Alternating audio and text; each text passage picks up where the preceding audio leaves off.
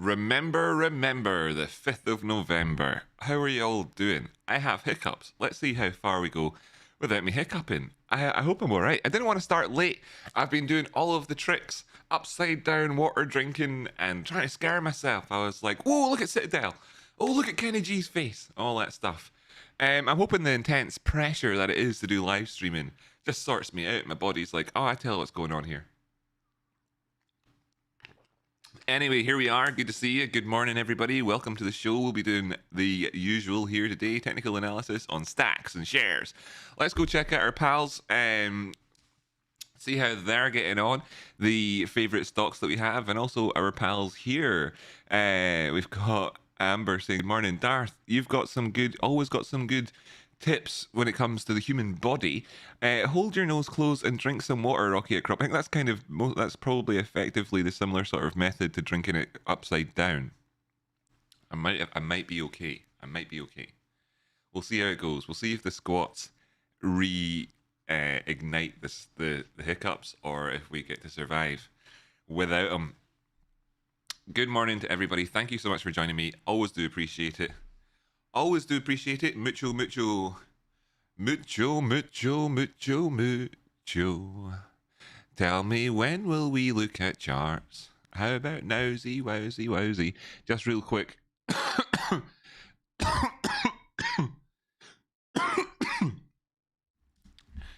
Oops, wrong thing. GME pushed down today, by the way. 213 at the minute. It did obviously start the day off here with a movement back up to 220. So it's the level that keeps on giving, as we can see. Currently 210, 213 again. We can check in on how Max Payne's doing. Check that actually. Let's just check that. Just the new. Let's just check that the new. The new. Tell me quando. What was that? I wanted to look at Max Payne GME. Yes. What is it? 197, isn't it? Is it 197? Is it? I just want to know. Just give me the answer. 200. Okay. 200. Well, there's the base camp. Get involved. Yeah, so that's just for reference, just to know where it is where the biggest pain gets caused. So we're not at 250 right now. We're at 213. You know, that's a significant enough distance away in terms of percentages from the high that we had midweek to the high that we're to the current price. We're a fairly significant distance away from the high of today. Has this recovery that we've seen so far given us a bit of positivity? I would say so. It has. You can see that we're currently residing just above or in around, let's say, because it's so close, the 236 right now there on that one. AMC, another stock that we like to look at. It's done weller today. It's done weller, and we are above. Is that a highlighter? Did I draw that? Is that a highlight section? Yeah, that's something I drew in on a bigger time frame. This is a 1 minute time frame, just looking at the start of the day, folks. So yeah, so how's this opening range gone today so far? It's pushed back into the 40s. That's great. It was as low as it started off in the 40s today, sorry. Having finished off yesterday, and it just at that 40 level. So that's doing weller than the other. Is it a little bit low where it is just now? It's a little bit low. We do want to see bounces off the 50 simple moving average, etc. here, and trying to maintain this. If we do come in and fill in this gap again, then maybe we're looking towards the afternoon actually at this point already for positivity for us on this one. AHT over here, another one that actually moved up so far today. It's pulled back quite a distance since, and we have this gap over here again. You know, this has been a funny one for us. I do want to see things like the smaller term gaps that we're seeing in here remain unfilled. Flashes, sorry, I should say flashes remain unfilled. Where is this example here from this one? 15 minute maybe, is it? Yeah, the 15-minute chart here. So like this one, want to see it remain unfilled. Yesterday pulling back to the 382, putting in a higher low. It's lower on the RSI, so you'd say that that's divergent as well. And then we pushed on up higher. So there was this potential. I don't know if I was talking about this on show yesterday or not. This sort of potential kind of wedge area, and let me get rid of that.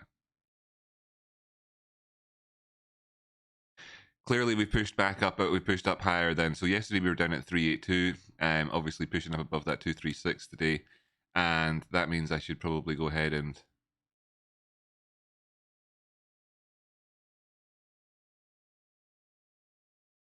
move that up to match.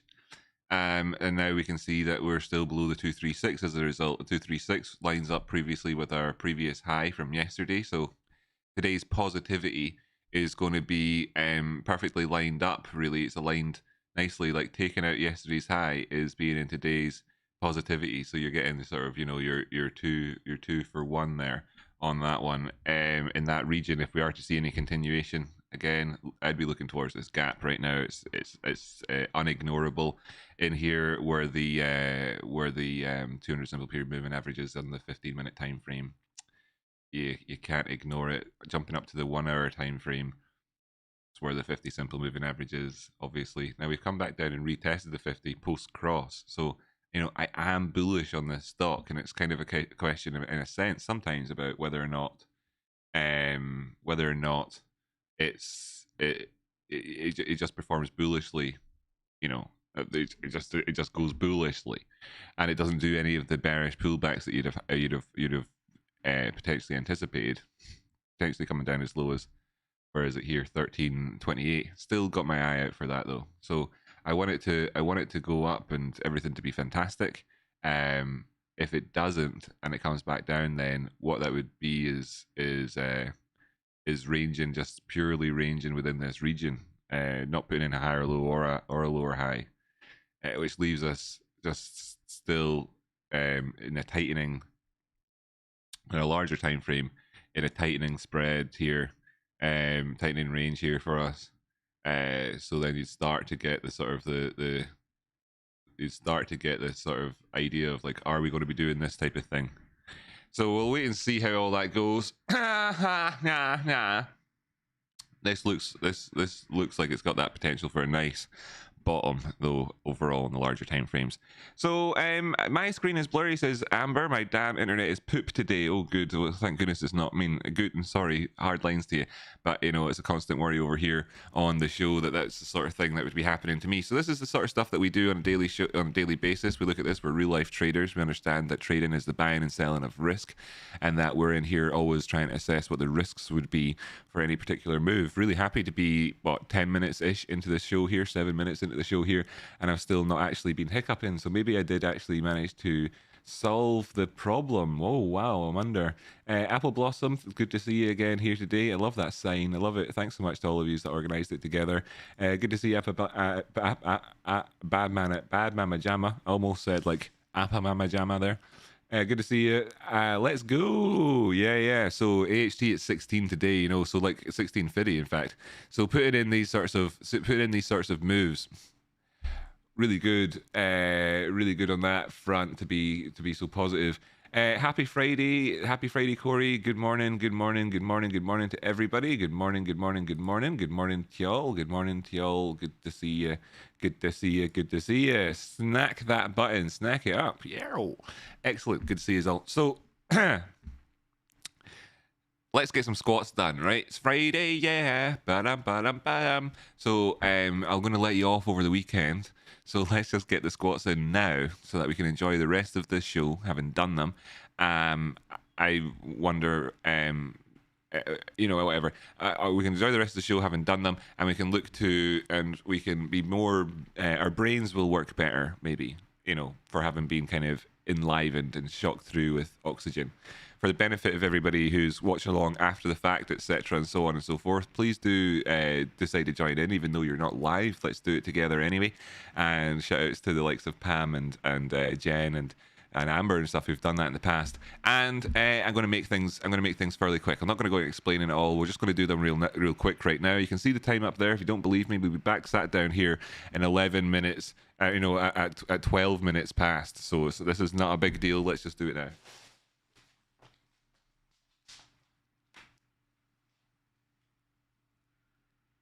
Are you started yet?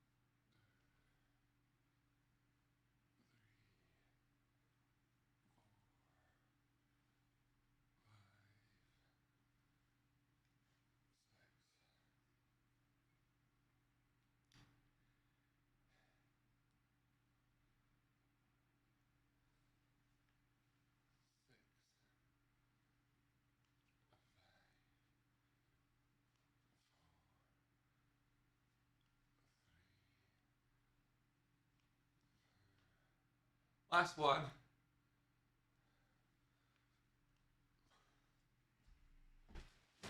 What I tell you, right? Only takes a minute, baby, and that's the truth. Let's do it, okay? Good to see you all. Only takes a minute. Only takes a minute, babe.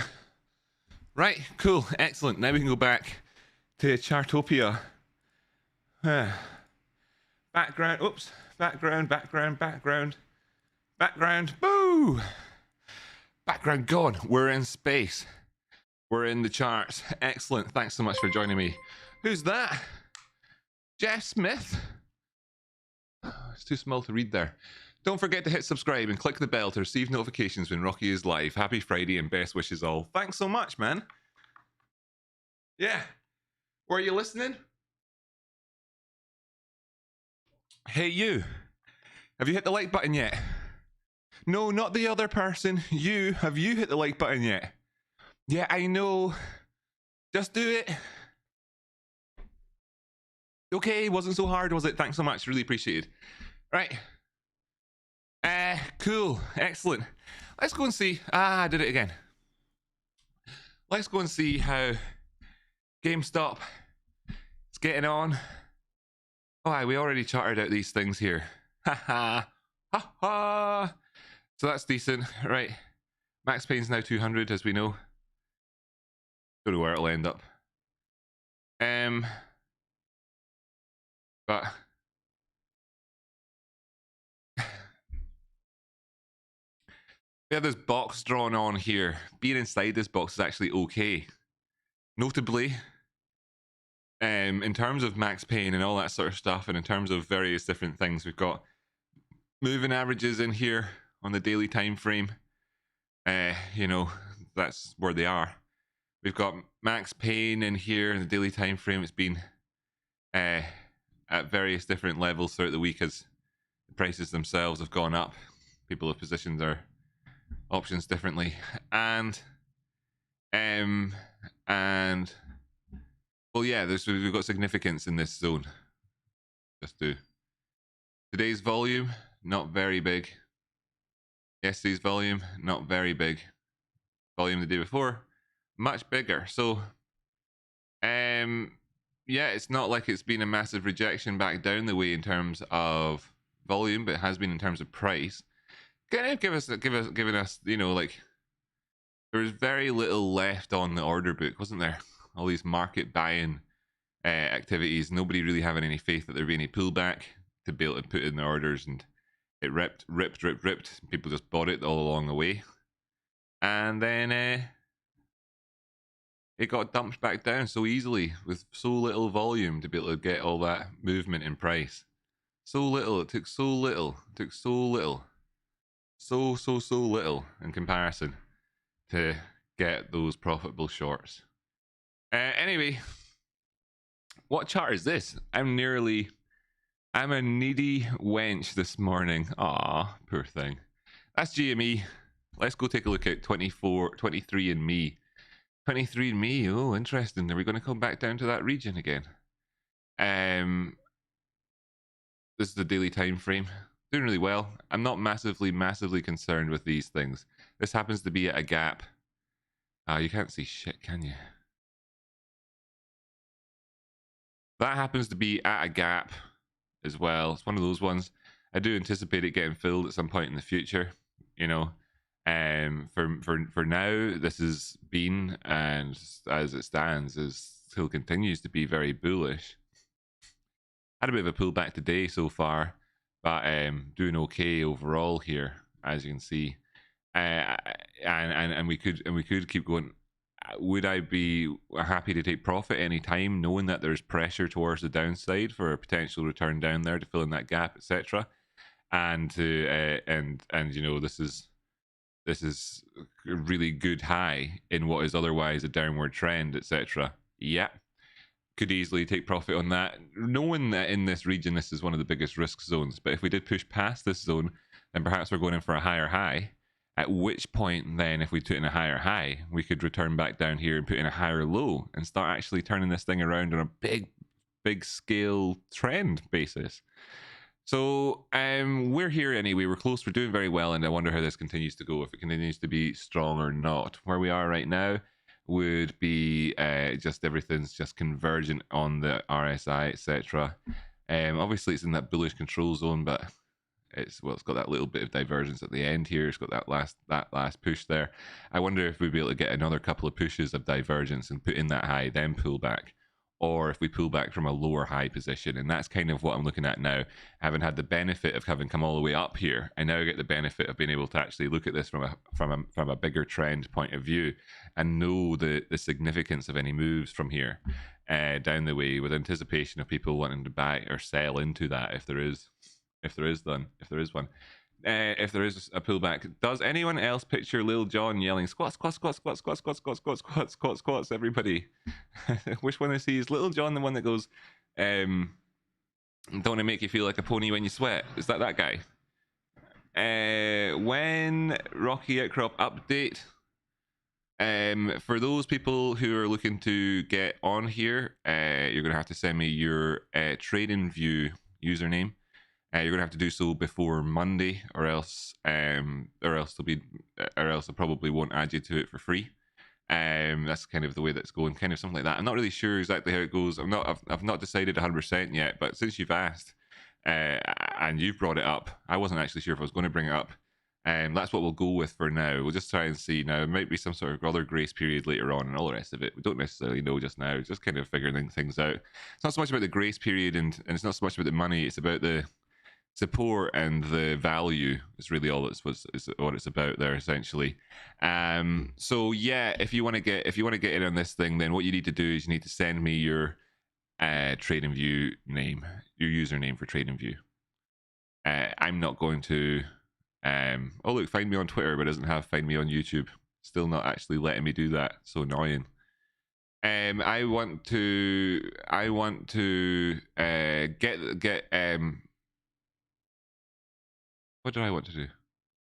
Don't know. Send me your username for TradingView. I'll try and do this today and over the weekend. Then when we come back next week, when everybody else is like, where how do we do this? How do we do that? It's like, well, where were you on Friday? We explained it very clearly. Also, you had the whole weekend to catch up on the video or to talk to anybody in Discord, etc. So that's probably all right. And we can decide next week, right? So yeah, cool. Okay, that's that. So there you go. There you go. There's your question answered. It's called Rocky Outcrop Flash now. Simpler, and also just better name for it. I think really just simpler, better name. So that's what we'll call it. RO Flash. Thank you, kinda sensey. Kinda sensey, definitely sexy. Kinda sensey, definitely sexy. Kinda sensey, definitely sexy. Definitely sexy. Too sexy to be a sensey. That's me, Rocky Outcrop. Like and subscribe. Thanks for joining me. So, right, great. Let's do some more technical analysis. Now, we could be looking at our favorite meme stocks, as Gary Gensler likes to call them, or weak spots, as Tradespoint likes to call them, GME and AMC. We could be, but I'll just dive quickly over to GME so you can see, look, what's happened there? Literally nothing. Go over to AMC. What's happened there? Literally nothing. Okay, so let's instead take a look at BB. BB, yes, Bollinger Band, the company that invented Bollinger Band. No, I'm just kidding. It's the company that invented I mean, did they actually invent anything? It's BlackBerry. Yay! And they actually had a touchscreen phone at one point, BlackBerry, back in that transition from keyboards to touchscreen. And what they did is they made the touchscreen itself a little bit flexible, so it felt like you were pushing on the buttons when you pushed on them, and added a sound. I know maybe they didn't make the screens flexible, but they might have been one of the first ones to add a sound to hitting a digital button in that way to make it sound like you're hitting a button. I don't know, whatever. I don't know. I know. Stephen Fry talked about it at the time like it meant something. You know that movie V for Vendetta? You know how old that is now? That it's like it was that it was when V for Vendetta came out, I think, that the BlackBerry rollerball was like brand new. You know? So that's this company. Look, they don't make iPhones. So anyway, right, what is this company? Yeah, that's that. We've been asking for a long time now. Are we coming back down to that 880s flash fit for us? We've been asking for a long time. It kind of goes to show you, just shows to go you how this sort of thing here can really kind of, you know, while this flash area might instill a bit of a bias in you. It's one of these times when you can see that that's quite useful. Really. What we've got is a move which has taken us how far back towards the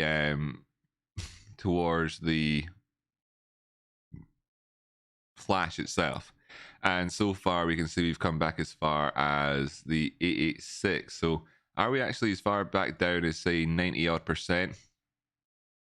I wonder if we've done that. Let's just fling it on here. I'll just steal that one. 0.9. This is just percentages, right? So it's I can do what I like. It's not a Fibonacci number. I just wanted to see how far down we are.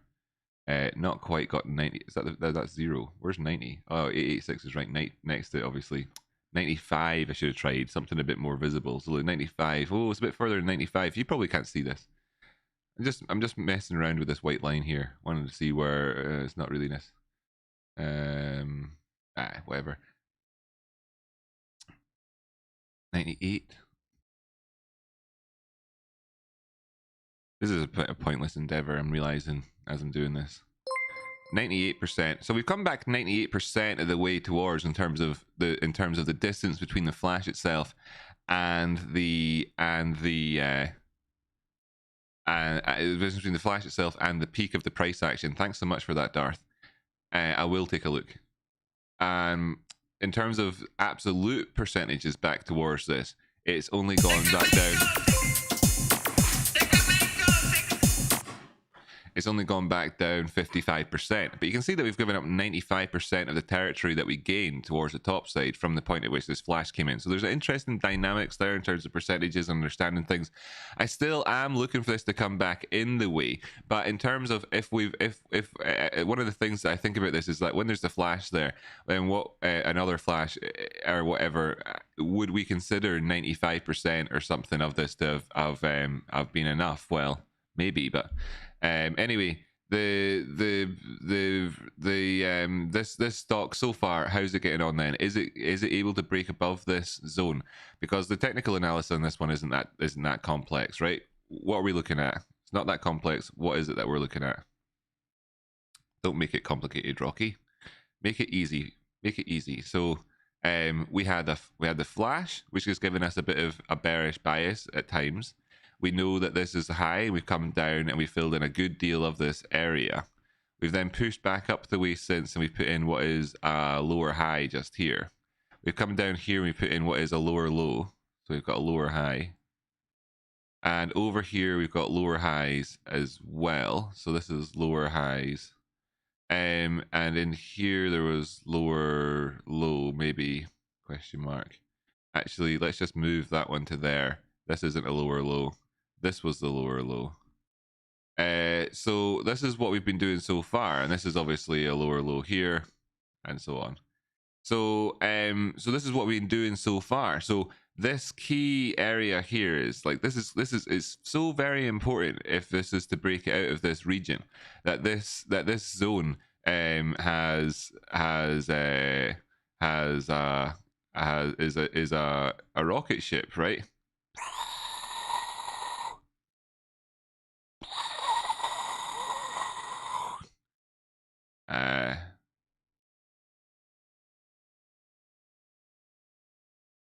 Anyway, that's what it's important that that's the case. Otherwise, we're not changing anything, and we're right at this point to be able to look at it. Yay! So let's go look at it then. Bearish divergence on those two highs. Oh, that's not great. Whenever we were looking at doing something that's so important. Oh, this is the caretaker's interpretation of the Cutler RSI with targets on it. I'm actually going to get rid of that of the charts just now. Interesting stuff. Caretaker, member of the community, great guy, member of Eric Crown's community as well. He makes indicators and stuff like that. Shout out to Caretaker if you're watching along at some point. So brilliant, great. Yeah, negative, bearish divergence on the DMI, divergence on the stochastics right at that point. Neither of those things particularly great when we're looking at having to kind of come up towards a tough area. Now, it's not necessarily impossible. A lot of people will be looking at that area and thinking just the same thing. And then, in a sense, when the prices thought to themselves, do we push just a little bit higher up here? And then, of course, naturally, this wouldn't have been divergent had the prices done that. People instead were focused on this and saying, no, there's too much risk right now. So in a sense, seeing bearish divergence when you're at an area which has got a significant pivot factor to it isn't a surprise. So how can we resolve this into something more actionable? Well, it's not going to shock anybody to hear that in this kind of little range here, you've got this is the risk that you're buying and selling. You're looking obviously to push up past this for moves. So if we did move past there, maybe you're looking for some momentum for a higher target to make it worth your while. And then over here, suppose if you were long side bias, you're looking to cancel out any trades that you've got. Should you take out their lows of both of these lower term moving averages that we've got here? That exponential moving average in the middle, all that moving average noise, and also as well, clearly, if you were to take out your previous low along the way there, then of course that's not so great, and it gives this thing a slightly different appeal as well. What time frame is that? 24-hour time frame. Yeah, gives this thing a slightly different look to it, where it would have a kind of an Adam and Eve look here as well. So which would give you the range of this movement, which would be like that distance down again. So you're talking about down to here, which means that you're taking out all these lows. And of course, as well, what that also means is that you'll be doing that flash fill. So there we have it, right? Beep, beep, beep, beep, beep, beep, beep, beep. Not this one for quite a while. Trace Blushing Friday coming up later. Yes, it is. Okay, now I'm done. Too many groovy grumbies in chat. Wait, hello. Gay Rocky Outcrop, thoughts on LRC move, potential breakout of downward trend. So we are, that was actually asked for as well. Colin, cheers for asking that. Darth Vivenna actually asked with a super chat as well. Can you take a look at LRC when you get a chance? And we will do that just now. After that, we'll take a look at Katie Babes, who donated $6.90. Can you take a look at Solo, please? Oh, Solo, Solo, Solo. Jimmy liked that Solo song. Do you remember Solo, the song Solo?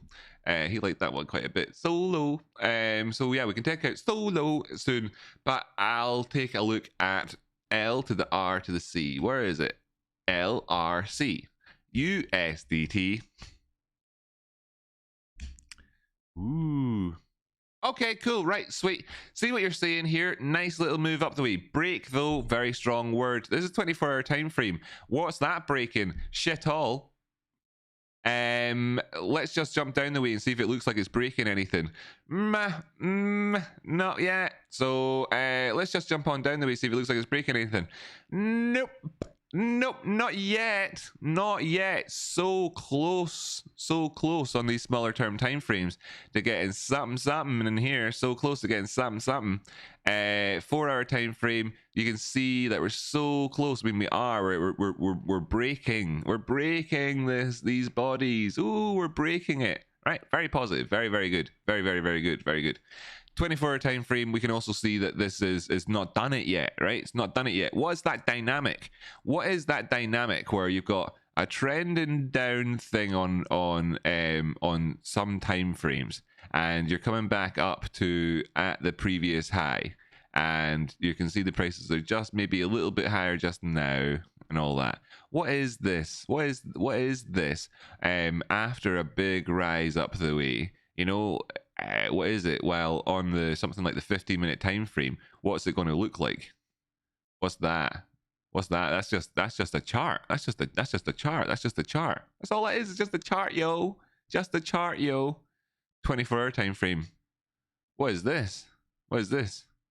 Well, that's a bull flag, isn't it? That's a bull flag over there on that time frame. So linking these things together, obviously very important. That's a bull flag over there on that time frame. So if I were to then just ditch some of a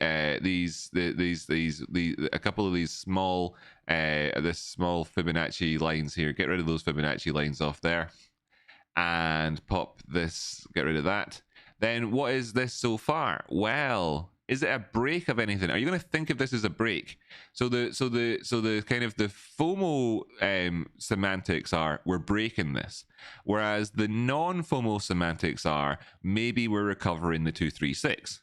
So what do you want? What do you want? I would get more subscribers and all the rest of it on YouTube if I did this with FOMO semantics.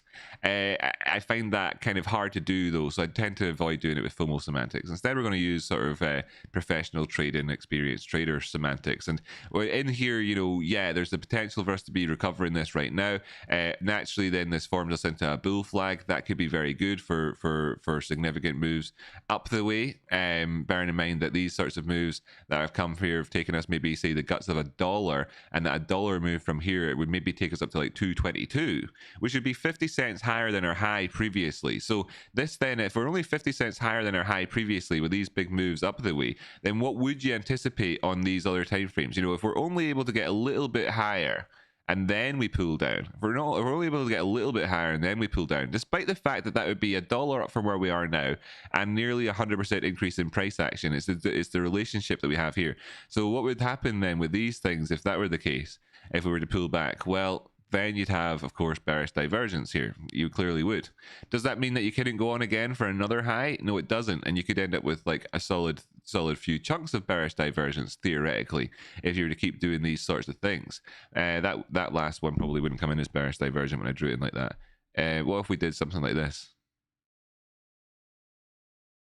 What would that look like? Well, that would look massively like you've got the charts about to roll over here and ditch all the way back down, probably come in and fill in some of these, any sort of gaps or anything that we've got on the go. There aren't any gaps on this, but you know what I mean? It flashes. Chris, thanks so much, man. That's really appreciated, buddy. Happy Friday, you legend. Found an interesting stock called CTVA. Could you check it out, please? Absolutely. I think we've probably done enough here on this chart, right? What's missing from the TA in a sense? Well, obviously you could be aiming down towards things like 64 over there. Drop down to a smaller term time frame so we can see where this thing's hanging out at. Where is it? Damn you. 1 hour is it? Where is it? I can't remember them all because they're all in different places. 3-minute time frame gonna be 3-minute time frame is a good one for putting out. Yeah, here we go.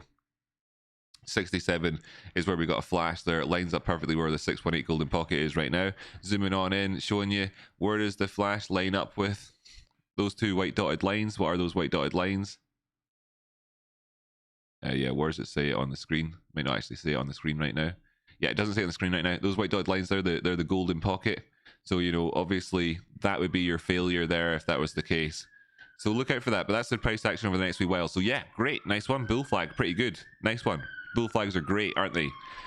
Are we breaking it quite yet? Not really, not necessarily. And bear in mind in terms of percentages and just how much this moves, just how much this has moved, that for us to break, to break things, even though we're currently breaking 1 hour and 4 hour targets, perhaps, you're still looking for this thing to move up another 10%, to be lower at 140, to still be 10% or 20% off of our highs. To break the bodies of our previous day closers, we still end up 20% off our highs, breaking the all-time body high. So so there's so much percentage movements in this thing as it moves an awful lot. Yeah, doing well today though. Is it breaking? So we're breaking, as we're talking about, not quite, still not quite there in the 1 hour really. 4 hour time frame, did we say we were? Yeah, so 4 hour time frame, looking decent, right? Looking decent in the 4 hour time frame. if we don't take out our lows, right? If we don't take out our lows, if we can pull back in and put a higher low in, that means that we're quite likely to come for another retest of that 236. What is this? This is a bull flag. Right, so solo, bam ba ba dum, solo. So I can't even remember who the song's by. There'll be like one person maybe out there in the audience who knows what song I'm talking about. Solo certainly wasn't Stinging the Police anyway. That wasn't that one. Hey, no police. But you're talking about When Ambo and all that outside. Yay. Right, what's this again? Solo. So I'm going to go up to a bigger time frame here because of the consolidation. Is the elephant Rumus elephantis over here, as diagnosed by the doctor, 325. Let's just get Rumus elephantis out of the room. So you got that, Katie? Okay. Rumus elephantis. How interesting. How intriguing. How bizarre. This is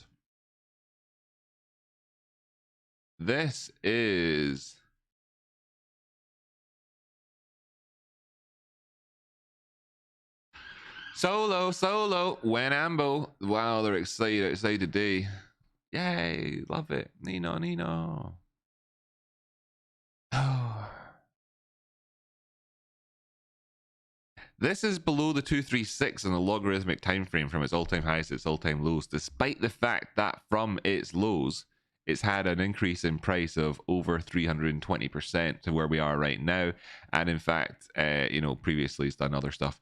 So big mover here. This looks linear in a way, right? Let's just pop it on linear so we can see, right? And then back to log. Yeah, it's an interesting one. That I suppose that's the dynamic that we're operating with. So here with us, clear bearish divergence as well with those two. 1, 2. Ha. That high that came in wasn't divergent. We pulled back down. And then we do that do. Forget that for now. That's so big. Right, so how are we getting on? Here, way below that one as well. Risky biscuits. What can I say, Katie? We want this to break up, right? We want this to turn out to be super positive. What have we got on the go? A bit of an increase in volume right here. Nice movement in volume. Nice movement past our previous high. If this was an uptrend, then that would be bearishly divergent. It's not though. It's a downtrend with that's been in a downtrend throughout this time. That was obviously bullishly divergent here. So off the back of this bullish divergence and this flattening out, well, we managed to do is push up as high as that. We're almost certainly coming back to that 325 level at some point. Whether or not we can push on and test that 439 first for that 200 simple period moving average, something that we'll be investigating along the way on these smaller time frames. By the way, thanks so much for those donos that have just come in the background. I'll take a look at those suggestions in a sec. Right, we've got Cardano being suggested there. Right, so 4 hour time frame. Have we pushed up here enough on it as well? And that's just so not managed to achieve it, Where did those closes come in at? They were higher, but they were bearishly divergent. What about the 1 hour time frame? Did we actually close higher on this thing on the 1 hour time frame? Oh, we've got that there. Right. There you go. There's the dynamic spoken back the way. Katie, isn't it amazing sometimes how this thing works, right? You've got me having said that we could be going towards 430 for our next high. Yeah, we're bearishly divergent. Yeah, it's a bit sucky. If we manage to maintain these areas just now, pushing on there from 430 down to 325 again to really kick people in the teeth, that would be great. If we do push down the way here and take out this little gap that's on the 1 hour time frame and whatnot at 360, then if we take it out at 355, we'll go down to 354, 351, 352, 50. Then I'm aiming immediately for that follow through down to 325. However, I'm not going to put much faith in the lows that are down there. Okay, so in terms of if we come down from here down the way, I'll just change this to red. If we come down from here down here and we go towards testing off this moving average, then okay, you'd hope to see that function as a turnaround. Of course you would, but you'd have to acknowledge that we'd have gone taken in and filled in and taken out this gap here, which would be somewhat negative for us, and that I would be aiming then perhaps to have a move down the way where we actually come down and then try and retest this way as a sort of thorough retesting of this whole area. You just see this sort of thing all the time. So you come down here and then you retest this thing, right? Like we just did just here. So this sort of, that type of mentality, you know, could all of that happen in here? That's what I'll be looking to, and these are the regions that I look for. Those are the targets right there. Target in terms of upside is here, where we have this, and target to downside is here, where we have this. And this therefore is the area of the range that we're in right now. And if we just draw a trend line on here and go up, up, up, up, up, up, and draw, then what you'd be looking at would be price action, which kind of worked along the lines of either this, or which frankly is more likely probably this, you know, but obviously, you know, that being the idea here, and it would be 1, 2, 3, 4, and then it'd be the fifth one of those in a row. So there's precedent.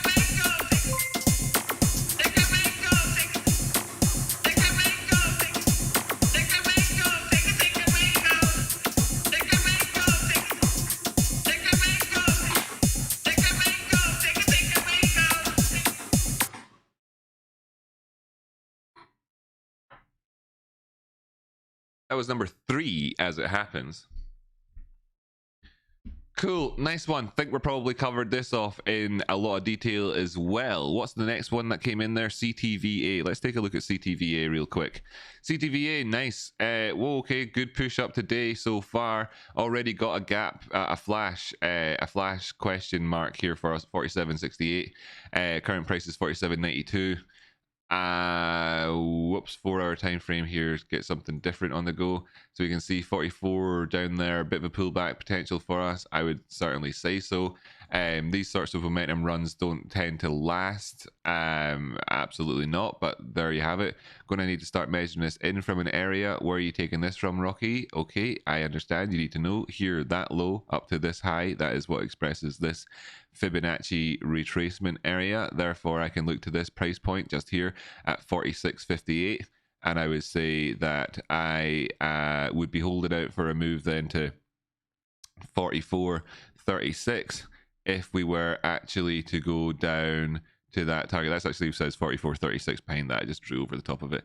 If we were to go down past this line just here, which is up, we're at that price point at the minute. If we pop down to there, then we could, of course, suffer as a result. Negative candle at the minute in this 4-hour time frame, jumping down to the 1-hour time frame and having a look at where we were today. How did we get on?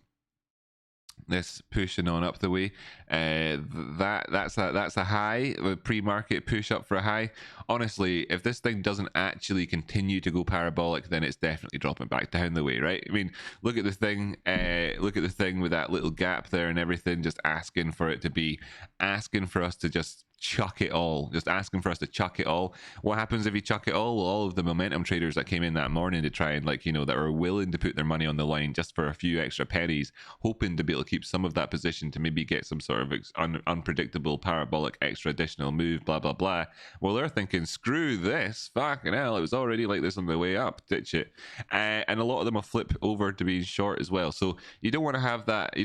So you need to continue on, right? You need to continue on. So currently, though, of course, the divergences that are here as a result of today's kind of what is fairly pathetic price action in today. If we were to pop on the true range, you know, you'd see this thing kind of just, it was like going way up and now it's got a dip down the way. You'd be asking questions with the ATR as to whether or not that's what's going on.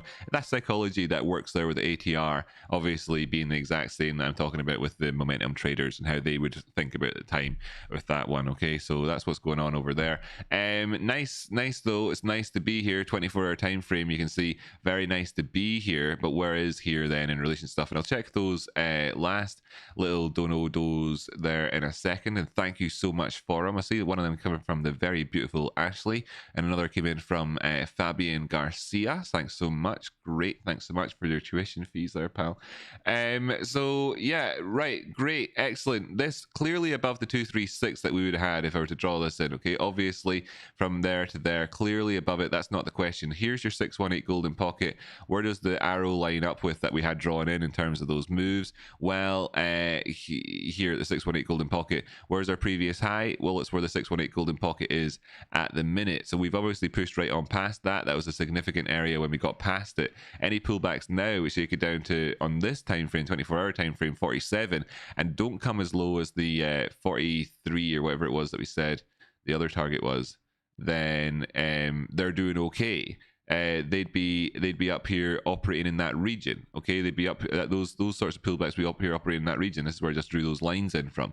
So then, if you want to see then the comparison from that low to that high at the 236, where's that at? It's bang on top of my line. So you can see there's these clear chunks. I've given like confluence across time frames. Now we're using the same techniques, but you can see that the measurements between these areas across the time frames in terms of how you could schedule in your head, how you're chunking out your potential moves in the markets, and where also all of the algorithmic traders are looking to, and where also all of the quant traders, you know, there's overlap there, are looking to, where how all of the arbitrage bots will be working, and the underlying psychology between every organic being on this planet, given the physics that we're used to in the universe. Certainly in terms of the known galaxy and everywhere that we've possibly been to explore, things could work somewhere differently in another part of the universe, although scientists would hesitate to say so because that seems to be constants. Although we do know that the speed of light has changed and stuff like that, so there could be different things. Never that is fair enough to say though that we've got this shit figured out, and that's what you'd be looking to. Right, great, excellent. We can move on from this one. So Ashley, you didn't ask for something. Oh, that's nice of you. Jo, you were saying maps. We'll take a look at maps in a second, but there was something else. CTVA, is that what we're on right now? I don't feel like I've necessarily covered this one out as enough. You know, very good, very very momentous, very momentumous.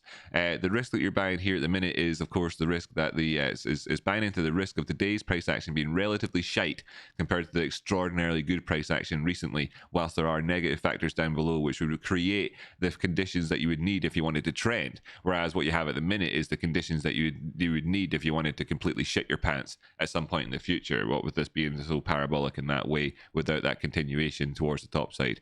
La da da da da da da da. So then we were asked to look at maps. MAPS. Maps. Oh, maps. It's done shite. So shite.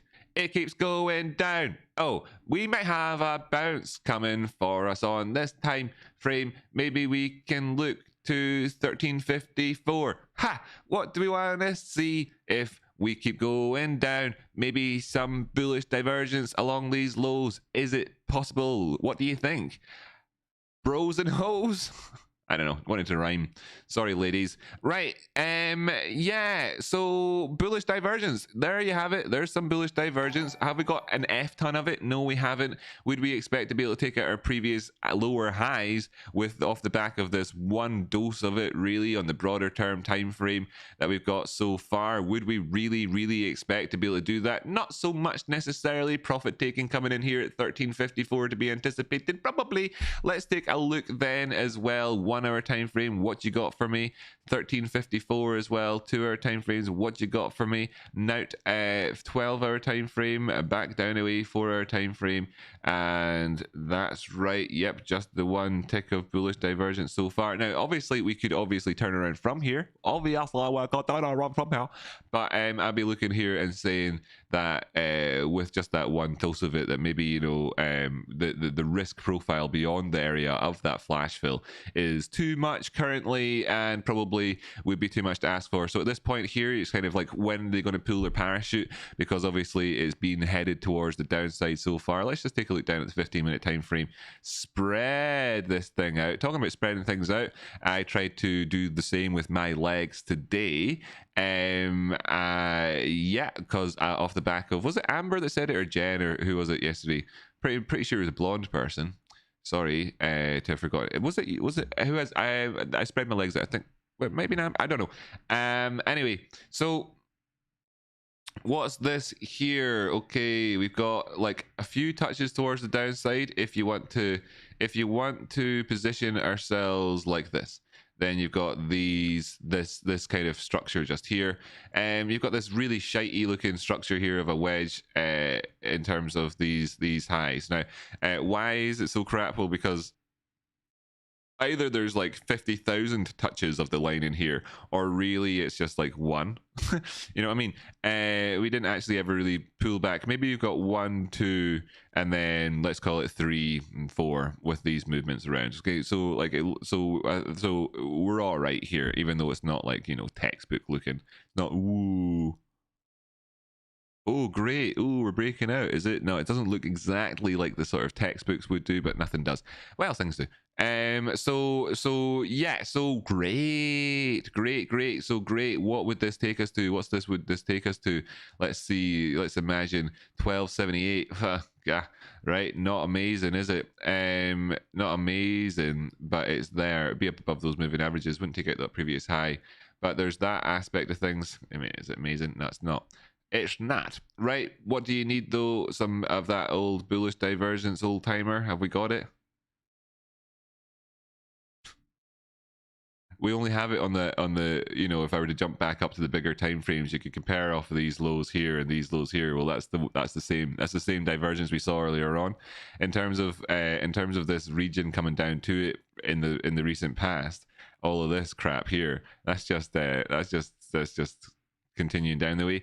Let's also look, you know, and not just look at the RSI with one singular viewpoint on it. Let's have a quick remember. This was bullish. This could have turned around there, didn't. This was bearish then. This could have pushed in higher, didn't. Did turn around there in a bearish way. Down, bearish, bearish. This here could have gone up and tried to change things around. Didn't. Remained bearish is where it bounced back down from. Here we are, bearish again, bearish. And lo and behold, more bearish than we've been in this entire time frame. So while compared to over here, we're not quite as bearish. We're shite. So do I expect? What do I expect? Well, I think that we could easily get those 1278s and 1354 bounces on this thing, which is currently worth 1153. But it's in a downtrend and it's looking shite, and you're catching knives. If you're looking for potential sort of momentum breakout plays to have, then taking out this very sheer downward sloping line of those highs would be the way to do it. What's the easiest and best commonly looked at analog for whenever you're in this situation? Well, it's this one. That's the 18 period exponential moving average. It's my preference typically is the 21 period exponential moving average, but this is the Peter Brandt number, and I also like it because it's also a number that's relevant for covalent bonds amongst the noble gases. Does that really matter to you? No, it doesn't, but it matters to me. Okay, and I'm using the 18 period exponential moving average here. Just a little note for you, by the way, when you're talking about moving averages, you can have short term moving averages. So like things like 7. 7 would be like a short-term moving average. You know that you could also have things like 10 or 9, etc.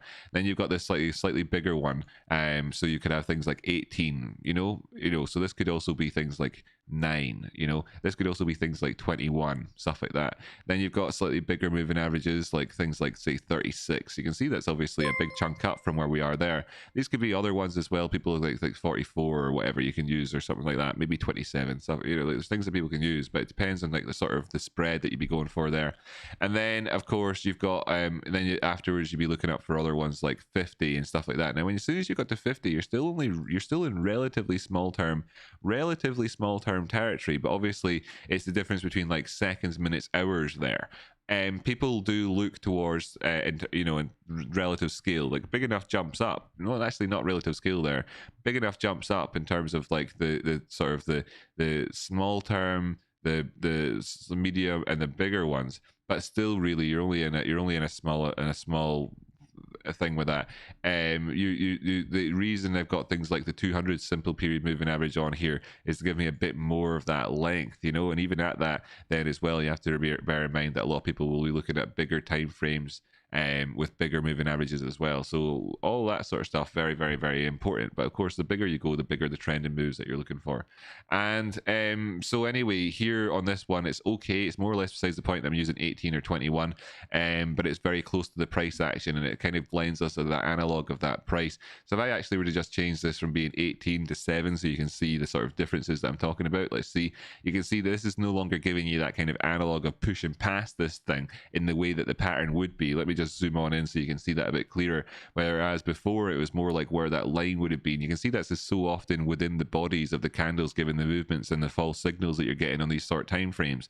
The amount of false signals. A false signal with regards to a moving average, by the way, would be pushing beyond it without actually getting that follow through afterwards, right? Then I could change this from 7 to so back to 18 again, so you can see the point that I was making before with regards to this thing being just outside and pushing beyond that, and how that's similar to that other idea from pattern analysis and kind of seeing these overlaps yourself.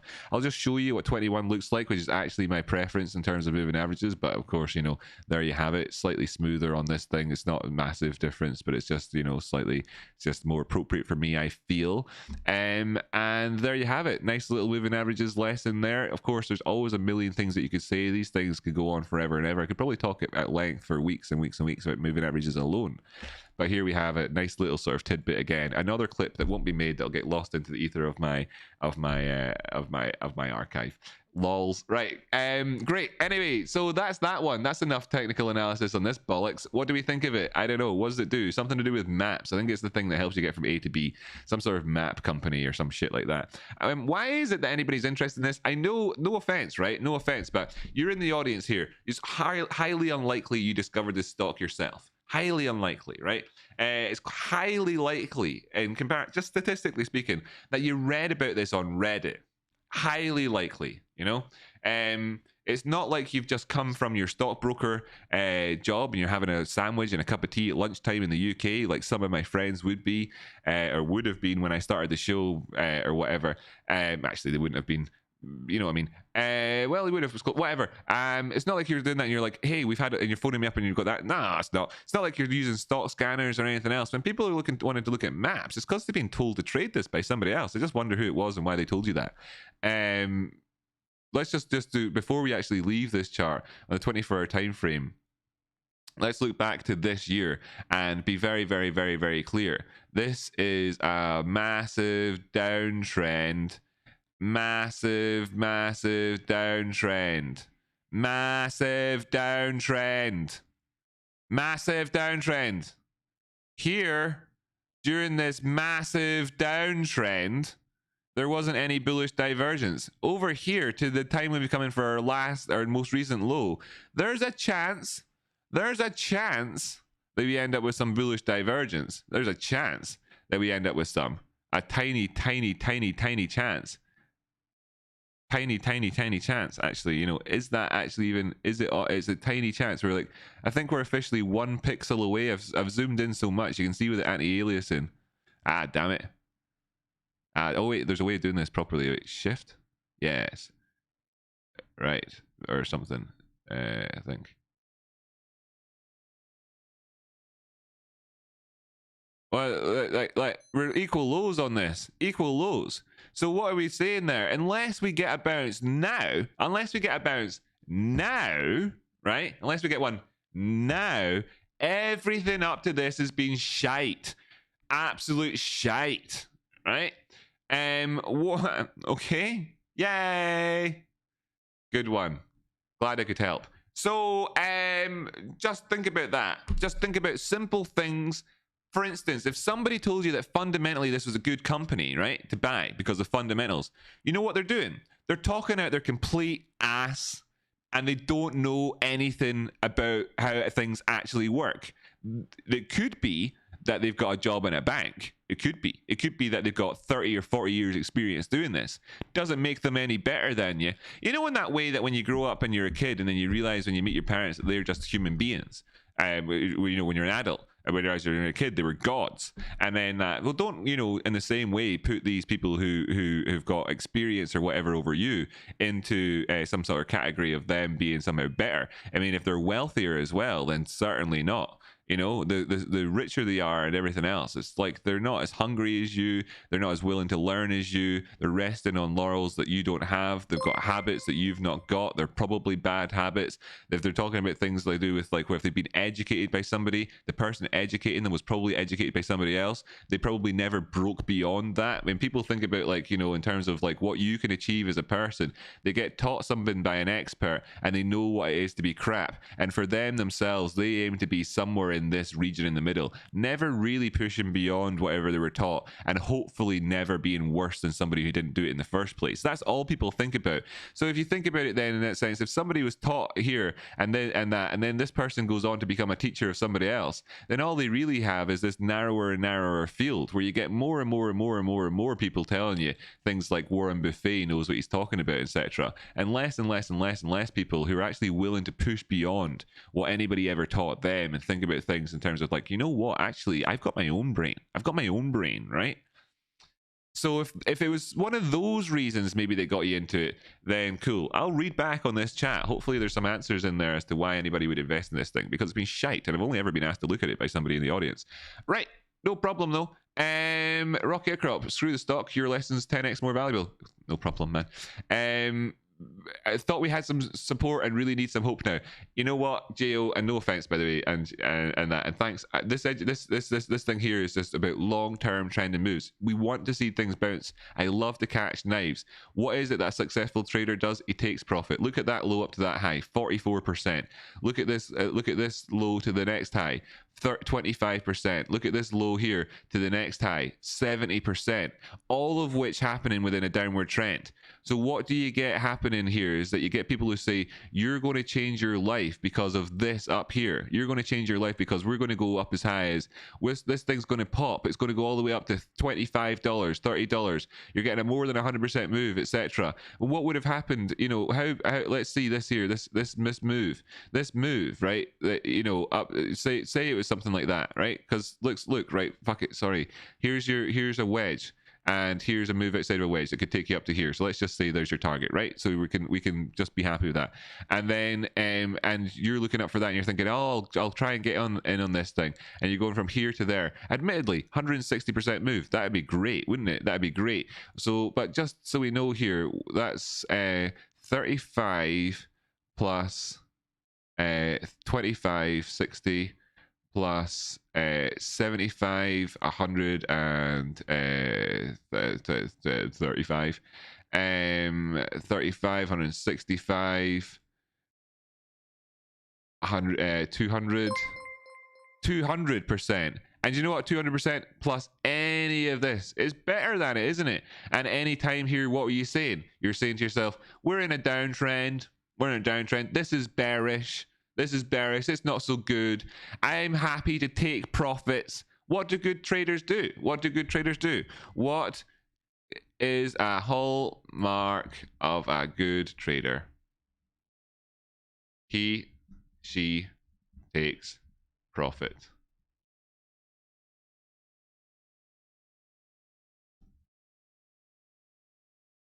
Okay.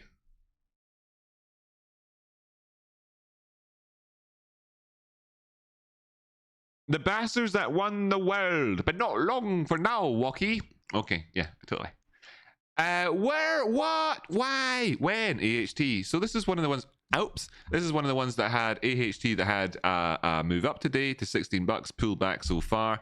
We chopped on a Fibonacci. We said we'd come back. We didn't actually say we'd come back and look at it, but here we are. We've come back to look at it.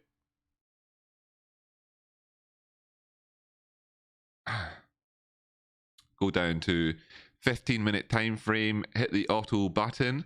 We had a big move up, a big pull back. What did we do? Found support at the 50 simple moving average. What have we done since? Moved up above the 236. Very good if we want to push on. Big gap still on the charts just here. Currently in a red candle. Movements down below here. Failure of the 236. This, after the fact, looks like retest of a break below as opposed to a recovery above, given that move. Movements down the way then back towards the 50 simple would be very dangerous if we push beyond, because then we're moving on immediately down towards this gap fill.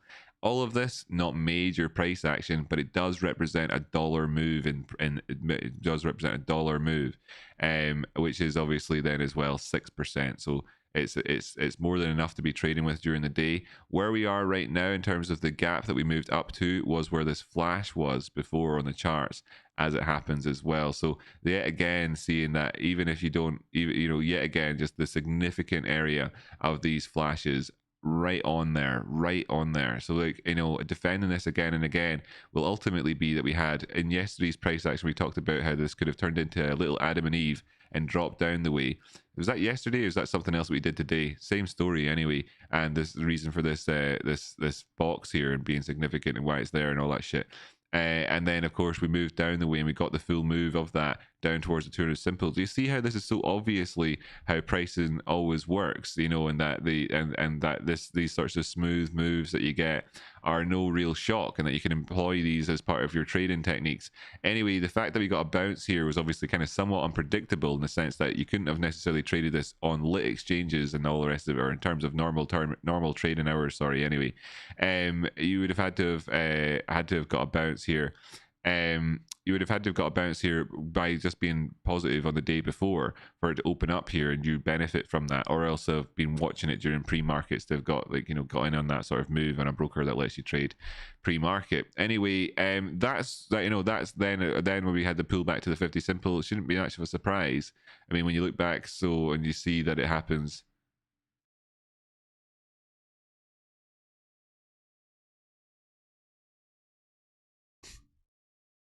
Shock horror. So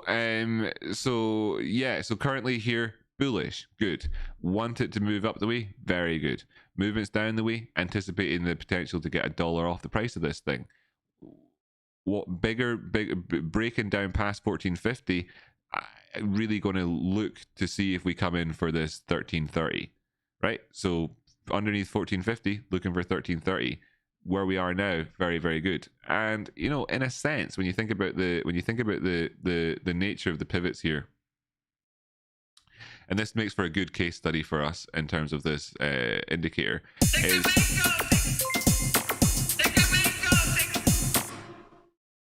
this makes for a good case study here for us in terms of this indicator, right? Because I'm curious as to the inflections in markets to do with I actually don't know how much value there is in terms of me outlining all of the reasons why I think that this works this way, and how this works, and how people look at it, and what actually are the real the ways that markets work, and how really need to stop leaning on that shoulder so much.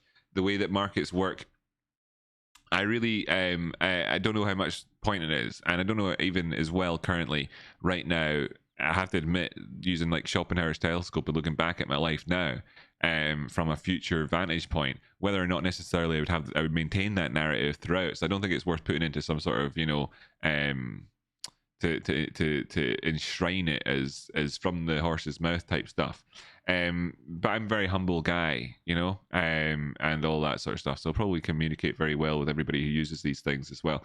Anyway, the one of the things about it is that we anticipate moves towards these lines, but we can also see here that there was this pivot in price action along here where we had the previous one, and that we've really managed to take bites out of the cherry. And that if you think about the sort of kind of the dynamics that are here between these moves in terms of the sort of the 5% that's there, or indeed the 3% that's or the 4% that's between the pivot and the way the price is moved, and then you think about the sort of the 4% towards the top side, and then the 4% towards the downside, and then the 10% towards the top side, followed by the sort of the 8% towards the downside, and all that all happening around here. Then it gives you, then when you add up 4, 4, 8, 4, whatever all together, you get quite a lot.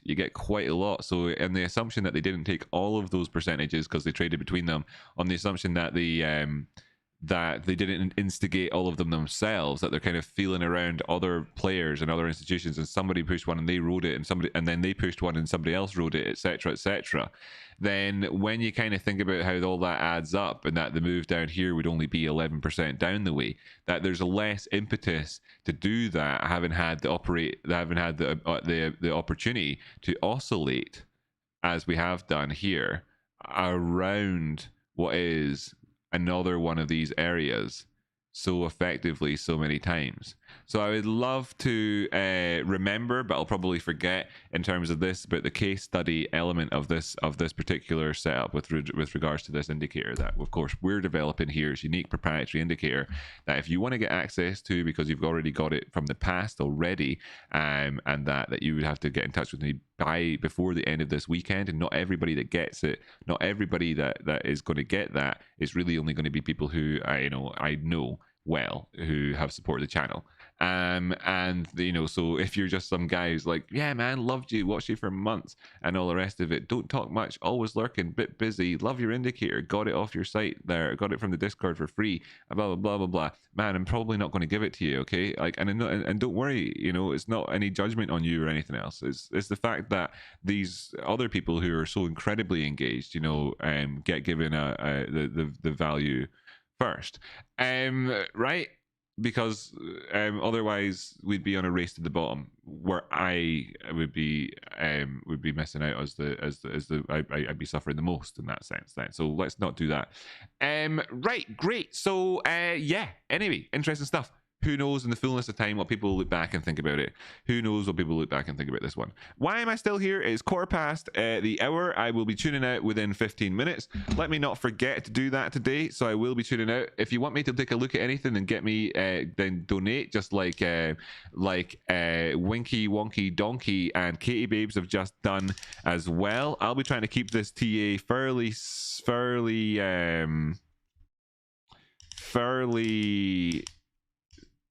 succinct, to be able to kind of finish things off at a decent time as we go along here doing this. So I'll just try and keep things succinct. If you do want me to take a look, get your shout outs thingies in here or whatever.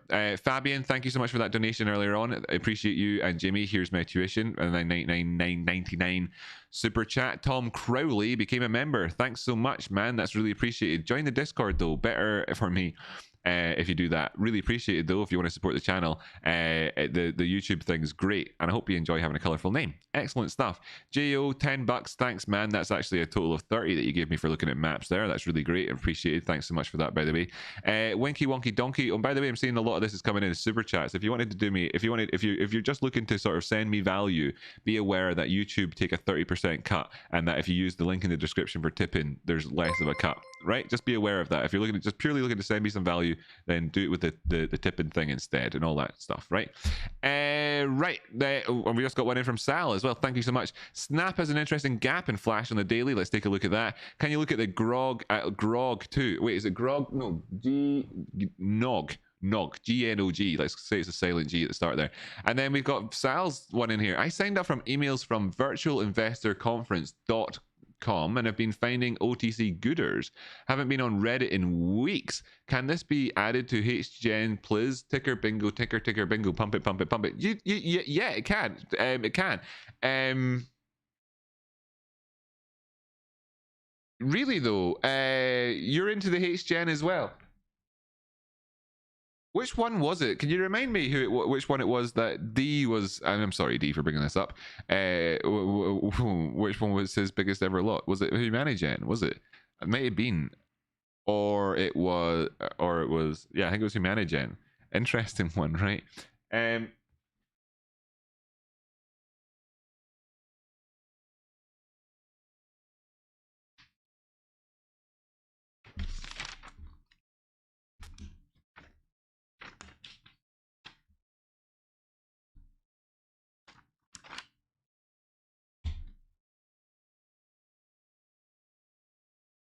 I'm a nice guy sometimes. Just looking at my wee book here. This is from a meeting. We went to some thingy.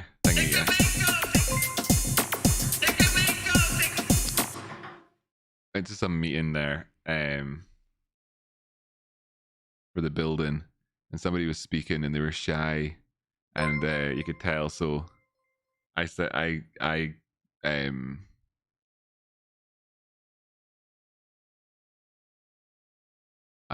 wrote "You're well done" on the piece of paper and then showed it to them from across the room, just to give them a feeling of, just to make them smile in that.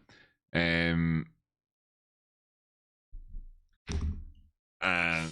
that, so that was me. I was like, well done, you know, stuff like that. Whatever, I'm such a moron. Right. Kachito Validor 420, no request. Just really appreciate you, Rocky. Really appreciate you too, Kachito. Hope your family's doing well. Philbo Baggins sent 499. Happy Friday, everyone. Thanks so much for your generosity, chappies. Right, that's really lovely of you. Let's do this then. We had another couple of requests that came in. Snap. This is, of course, Snapchat, right? Let's go take a look at Snapchat. Snap. Bow, bow, chicka, wow, wow. Snap Inc. Is that what they call themselves? Snap Inc. So the potential for us to be turning around here in the 50-minute time frame. What did you say though? Flash. No, wait. What did you say? What did you say? Snap. Interesting gap and flash on daily 24-hour time frame. Oh yeah, I see that. Okay, flash. Oh right at the gap. All right. Well, cool. Look, obviously, you'd be taking profit here at the gap itself. Now you could obviously push up, fill in the gap, yada yada. You'd obviously be taking profit at that gap. Let's bear in mind a couple extra things here as well then. This is an island. Islands at the top. Why are the prices stopping from going up? Maybe it's not good if we gap back down and we take out the lows of the jump up to the gap. Whoa, maybe this looks like a big bull trap. Whoa. Right, so you need to look out for that sort of shite.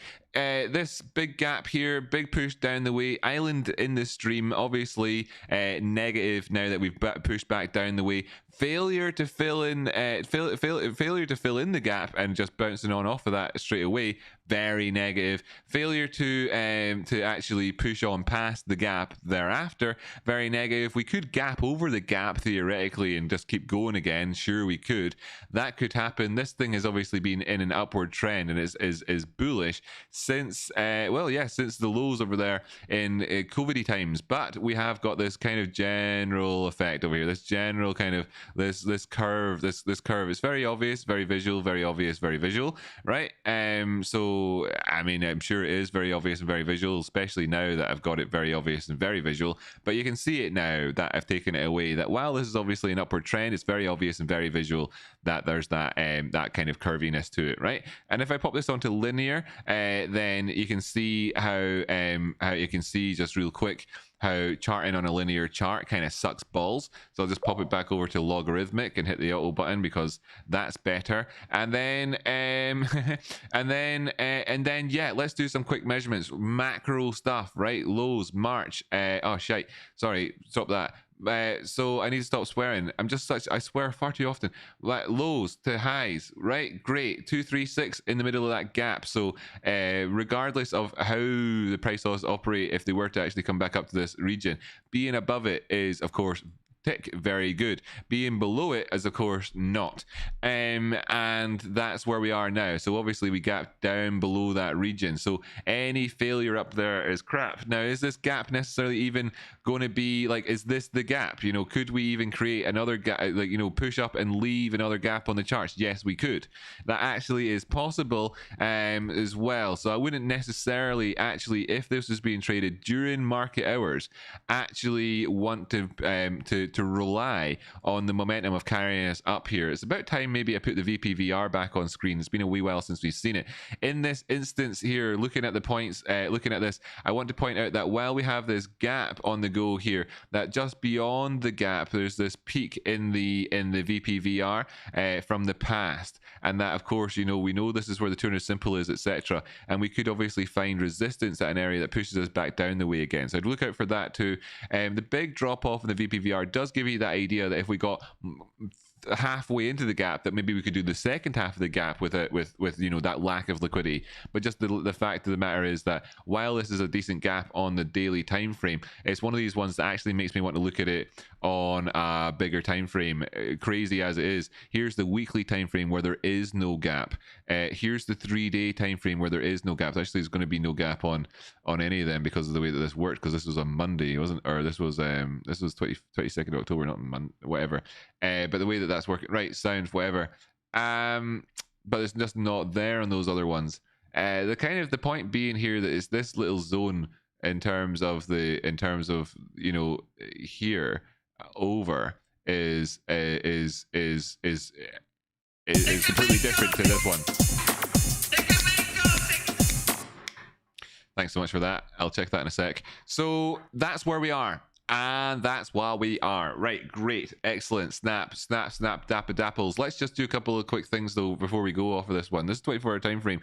Bearishly divergent highs pushed into this negative zone over here. Okay, so naturally the conversation we've had so far with regards to if we were to, you know, because there was the price action came down and then there was a gap, then we went a bit lower, we could come up. We're talking about if we were to push past the gap, then how you'd need to go on, etc., etc.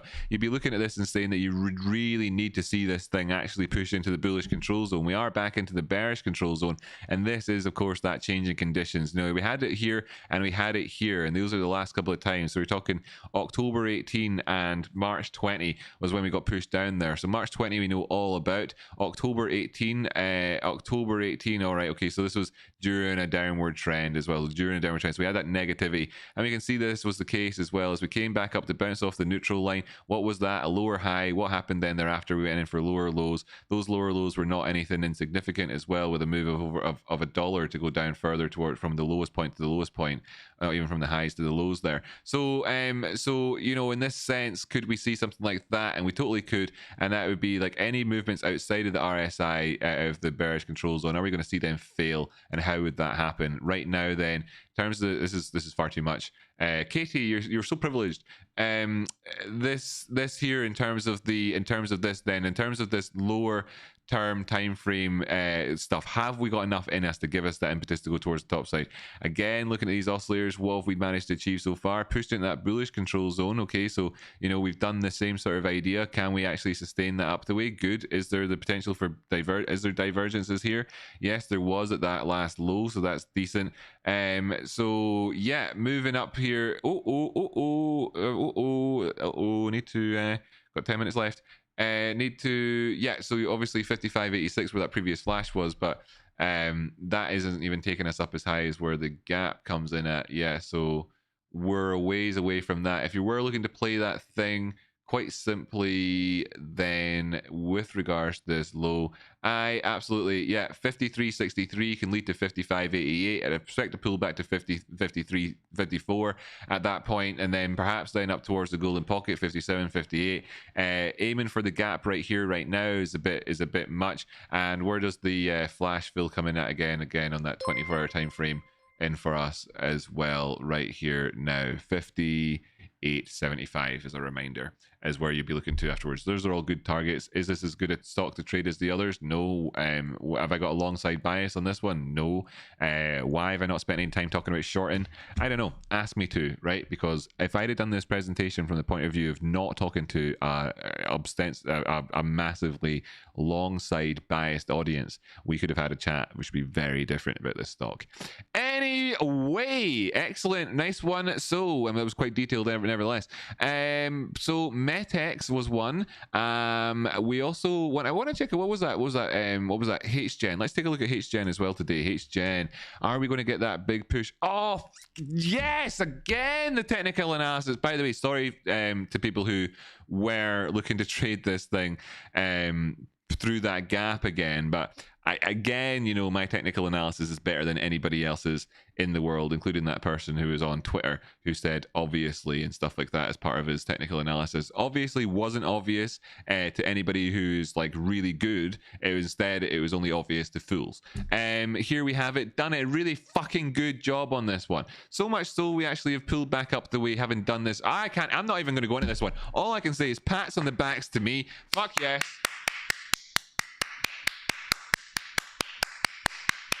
Yeah, again, remember, you know, this is no fucking joke, by the way. This stuff is really, really, really, really, really, really hard. And to get to being really good, what you're going to want to have is that teacher that's really good, so that you can be somewhere in that range. And I would aspire you as one of my students to actually aim to go beyond me, you know, aim to go better, aim to be even better than me. That's what I would say, okay, to all of you out there watching, aim to be better than me. Will that gap sit on the charts? That's a question for you to be carrying on into the next part of your trading life. Tubes 15, quick thoughts on, no wait, sorry, I skipped one before then. Metex, please, when you get the time. Metex, absolutely Metex over here. Brilliant. So, we filled the gap in. How is it? It's always about how does price action work when we get to the gap. So there you have it, folks. That's between those two areas right there. Always pay attention to that. This candle here was a green candle that then just gapped down from it afterwards into death. That's so hilarious. I can tell quite easily because I can look at the colors and I can see stuff like how the DMI went up a bunch there and whatever. Anyway, like doesn't matter, right? So yeah, like could we be going towards this area? We just did get a rejection from that point. How's this done? And was this gap need to be filled towards the downside first? And how are we consolidating just below the 236 or just above the 236 right here? And there's some key areas for us. We're below it. We could be looking towards this one. What would be my idea? 32.96 perhaps. That's where I'd aim at first off. Is this good enough to call a bull flag? Well, yeah, it is actually, in actual fact. What's the depth of this move? Well, it's that depth right there. I'll just borrow that drawing that I've got. That'll do for me. Pop that up above here. Where's it take us as high as? Oh, that previous high just over there. If I was bullish on this right now, I wouldn't be aiming beyond taking out that previous wick. Despite the fact that 200 simple is there, it would have to be a case of looking across a different couple of time frames. That's the 24-hour time frame, so we need to make it there in the 1 hour. Not necessarily. That's 97, by the way. What's the 24-hour time frame? Where's that high coming in at? 91, and the 200 symbols at 126. Really interesting. So yeah, we wouldn't really be aiming up beyond this one here. You see the previous wicks at 93. Can we actually do that? It'd be interesting to see. It'd be interesting to see indeed. So the bull flag that we have just here, despite the fact that it's below the 236, isn't causing me the greatest deal of concern if we were to actually get follow through. Yet pushing beyond the 236 currently and invalidating that would be taking advantage of the bull flags breakout territory, lining up with the 236 perfectly for us. So we'd have to be aware of that. That would be very, very positive. I'm still very much aware of this gap down here. Failure at this point here. Yeah, so really you can see it fuzzy downs, and like it gets, you know, this zone just here. Failure here results in a move towards this gap. Momentum and follow through and an increase in volume. And this chunk right here, as you push outside of it, then of course we're going in, and this is where I'm targeting, and it's, what is that again, 97, with a sort of, you know, with complete knowledge that right in here was when we previously went to try and challenge that and we failed. That's the dynamics in around this area. That would give us our higher high and could lead on to something else happening in the markets for us. This thing here, by the way, big dumpy trumpy stonk that gets pushed around outside of markets normally operating. So, you know, you're going to get pissed on. You're going to get pissed on a lot by institutions, large net worth individual traders with scale, and of course people who are using extreme leverage and trading in and out of positions fairly quickly. You're going to get pissed on by all of them in pre and post markets. Enjoy it. Golden showers for free. Right, what else have we got here? CRTX. Right, yeah, absolutely need to think about my language if I want to have decent people if we want to have people giving me a good ad revenue. So from that high to this low, we have nowhere near recovered enough to say that we've got the 236 coming in here. Is this, oh my god, this here's not using, this is, I know this, I've just realized I've just realized. Look, a lot of my technical analysis today has been slightly wrong. I've just realized. It doesn't matter. It doesn't matter. If I go back the way, you can see in terms of a lot of the things that I was just talking about, this movement outside of here, I've just realized that throughout the day here, I've been using Fibonacci's without the 236 being on. You can see the 236 right here at that breakout territory. A lot of the stuff, primarily the stuff that I've been talking about, still works, but there was that other one that we talked about before, which was what? Because I did it wrong. I wasn't using snap. Let's just see a quick second of snap for fullness here. Uh-huh.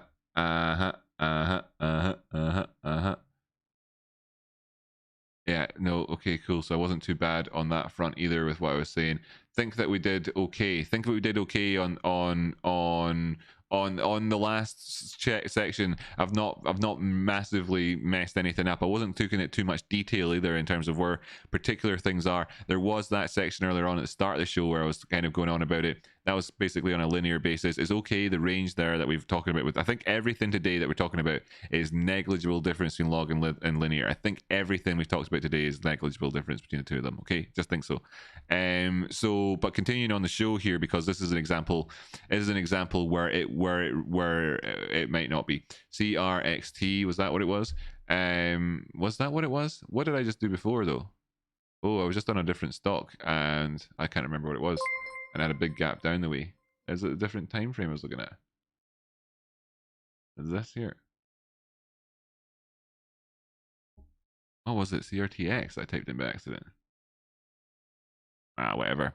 You can see there's always opportunity everywhere on all these things I could think of trades to have. This one here pulled back a good chunk, it's missed out on a support at this area. Eyeballs are on that. You can see that we've pulled back down the ways. This here is a good instance. This is a good example probably as well of the linear logarithmic divide. There's the linear and logarithmic chart changing the prices with relationship to that there. Let me just show you with relationship to the fib changing itself. So this is one of those examples where it does make a difference, and that. So I'm glad that I've kind of discovered that along the way that as we were doing this analysis. I think mostly for the most part, the things that I would have been doing before was nominal differences. That the broad stroke points I was making were still perfectly spot on. Anyway, I audit myself. I do try to list myself as I do this stuff. We've pushed down past this 618 golden pocket. We're looking here and saying, is the 786 even enough when the 200 simple is kicking around about the 886? Is it even enough? This here, are you, there'll be a lot of people telling you to catch a knife in here because there's a good chance, in terms of like, say, 10% that it just actually turns around here. So that's enough to look cool, especially if you can change your username very easily or whatever else like that. So but looking down here towards this 456 level clearly, and then to 427 from where we are right now, until we see something that actually turns this around. The stochastics haven't ticked around it yet. Great. I mean, until you see some positivity coming in, so you're having to go really deep down here to try and find a chance for something to turn around. And given that when you go down here, 2-minute time frame, it's targeting down towards here as well, 415. Oh dear, this looks like shite. Great, excellent. Until it is what it is, until it is what it isn't. How many times do I say that? I say that all the fucking time. Sorry, excuse my language. Why am I doing that? Anyway, I say that all the time. Hidden bullish divergence just at this point, just here. No, sorry, that's just bearish convergence.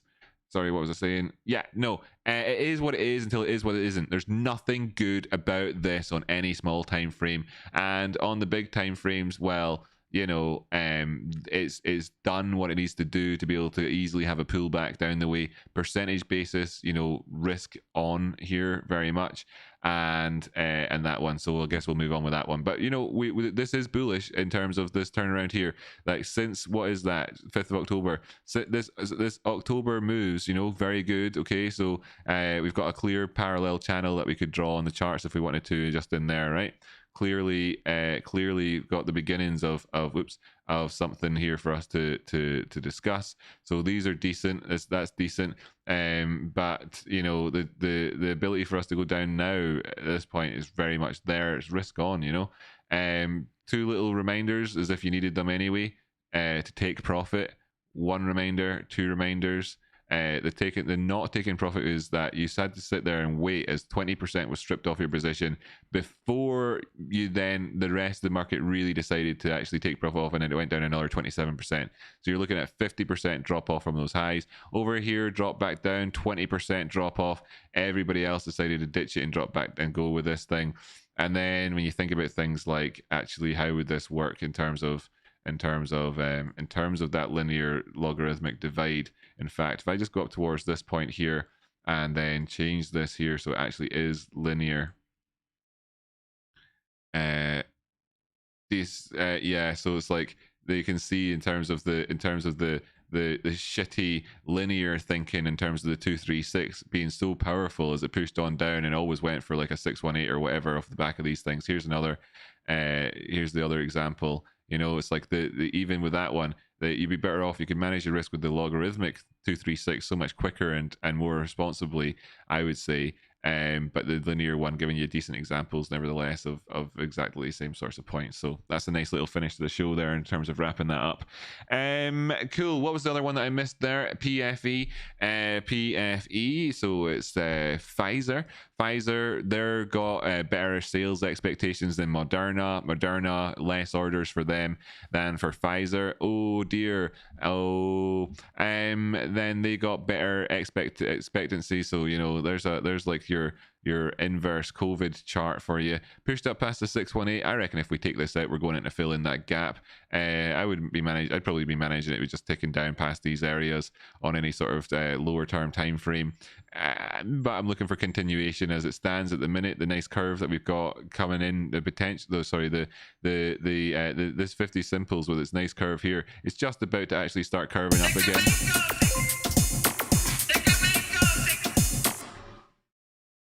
It's actually just about to start curving up again. So at some point, could we come in and test off of one of these support areas down below? Probably, but this is done probably. Well, yeah, there's that. We're at this area. It's typical for turnaround. We've just made it into the bullish control zone, but it's very much it's not hidden bearish divergence, in fact. And up here, it's bullishly convergent, and that's bullishly convergent. Stochastic's not giving us that so much. And there's that big gap on the charts just there. Right, so let's just see.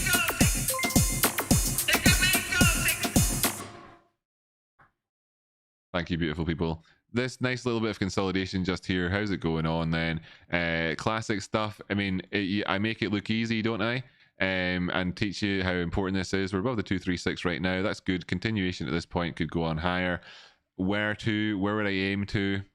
Well, I'm going to just keep using Fibonacci, in fact. Oh, we've already done the target from it. Fuck it. Oh, well, no. Why did I swear again? I have no idea.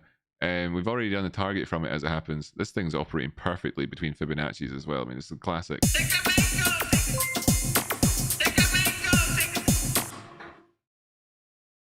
Yeah, so their next target would be 49.78 if we do push up the way. I'm just going to confirm that again with the same technique in here to see, and that comes into 50. Yeah, so exactly. So 49 to 50 is your next target for us.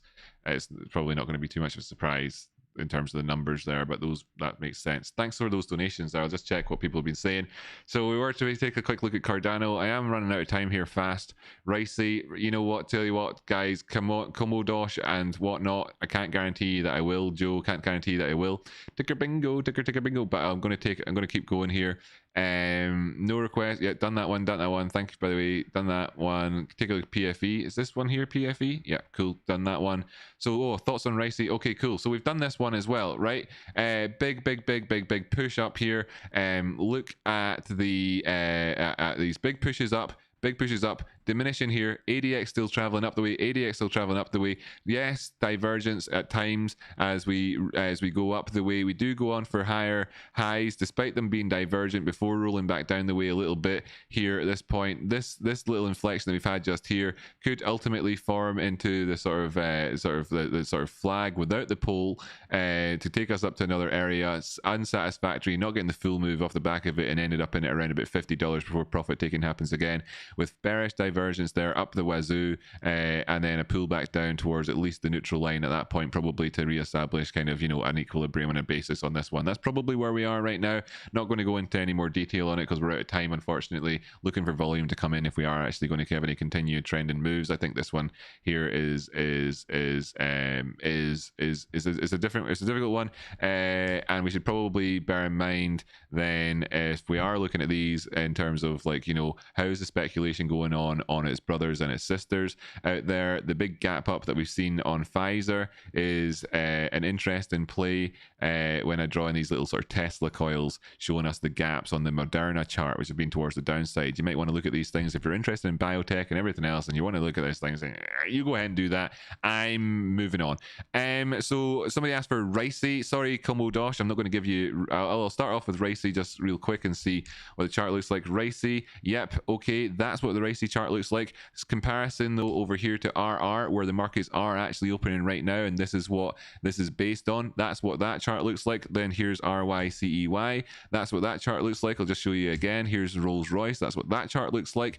Actually, maybe you can't see it very well, so I'll make the price action really kind of big on the screen for you. Look, there's that chart. Here's Ricey. This is what Ricey looks like, and then here's this one. Do you see the difference? Do you see the difference? It's so anyway, fuck it, let's do it on Ricey, right? Sound cool. So looking at this chart over here, this is big gap up today. Nice 188.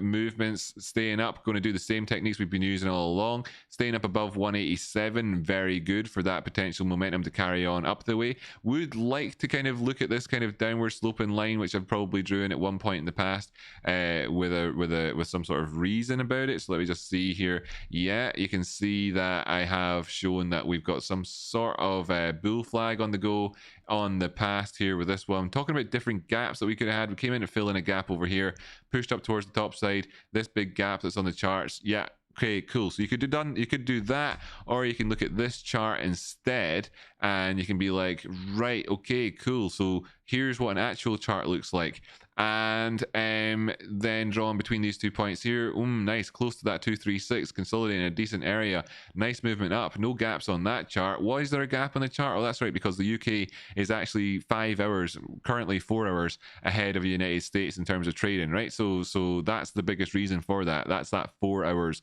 of the markets being open here before they opened up in the States, and then they had a pullback then at that point. So that's what's happened. Can we actually take out our highs? Well, we've done that so far. We've actually pushed right through that thingy here a couple of times now as well. If we did pull back down the way, where am I looking for? What's the interaction there? Oh, that's beautiful. That would be a 50% retrace. If we did do that, that's where I'm aiming for.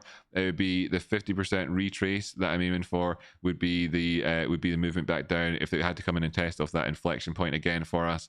Very, very good, excellent stuff. Right, are we trending yet?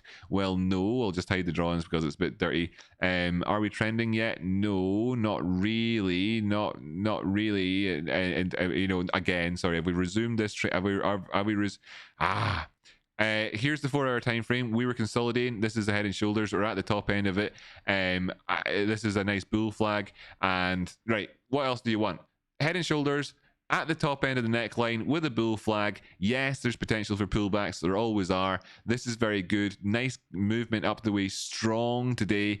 Can we get follow through any pullbacks that we have? Looking to see them stay above 139, 137 in terms of the near future on the RR chart, which is of course the equivalent of 100 of the Ricey shares. Okay, so RR is traded in blocks of 100. There's 100. You can see in the background here, Rolls Royce Holdings PLC ordinary shares 20 pence.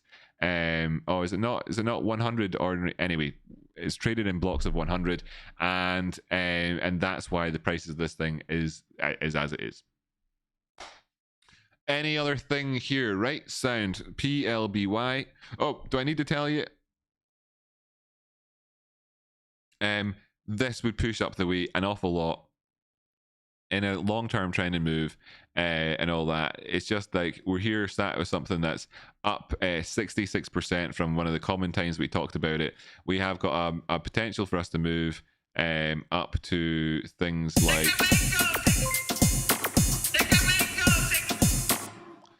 200 quid. So we could see this thing be a doubler or a tripler in the next wee while. It could happen, right? Then there was PLBY. Rocky Rock, thanks so much over there, really appreciate it. Oh, look at this one. So we've been on this in the past. How did it work out? How did it work out? How did it work out? Oh, we didn't get the D point in the end. We didn't actually push down to the C point either. This is a 4-hour time frame. Might as well stick it on the 24 and see how that worked out. Well, that wasn't the harmonic we were. This is not the harmonic you're looking for. But we did get a harmonic pause at the area that would have predicted, and this is absolutely still totally fine. It's all still harmonic, still the same setup. So the D point did come in here. Only got a pullback as far as that thereafter. Well. These things are great at times, and other times what's better is simply looking at this, right? We've got this movement up the way. I mean, this is better. This is a better indicator. In my opinion, it's a better indicator. I think the other thing is a really nice way of trying to explain how the markets can move at times to give people early, extremely complex understandings of the natural oscillations within markets and how markets seek equilibrium. Really brilliant. In terms of this one here, I think this is a really nice way to give kind of new people an understanding of how of where the markets will go to in terms of the real areas that they're looking to go to, as opposed to the areas that they're looking to express movements of between during the seeking equilibrium. Therefore, in a sense, like this is a trader's dream, and harmonics are a technical analyst's dream, if you like, in that sense. I don't personally even like what I just said there now, but I'm trying to make at least a discussion point on it. What am I trying to do here? I want to look at these highs, and I want to look at them here and say, look at that's convergent. I'm going to look at the lows in a second and point something out to you.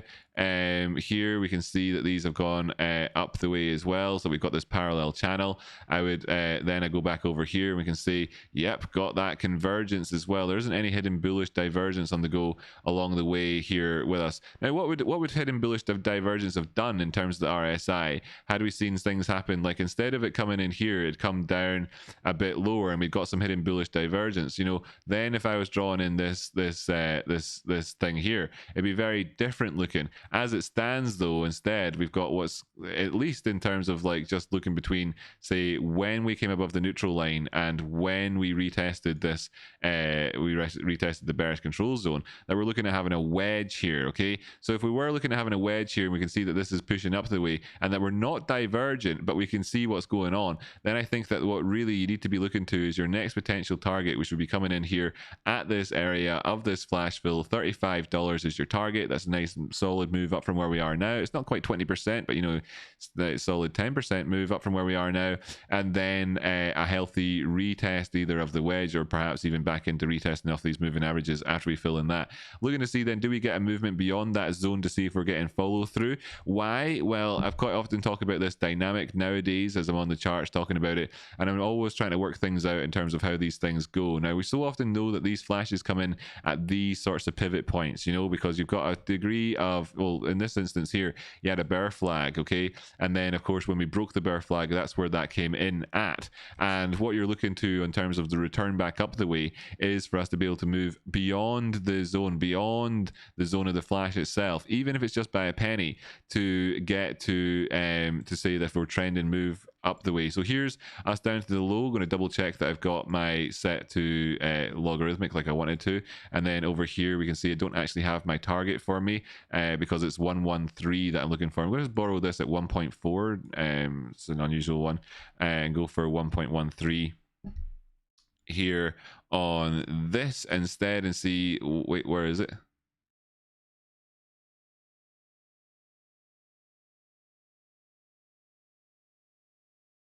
Make it blue. Aha. Okay, cool. Excellent.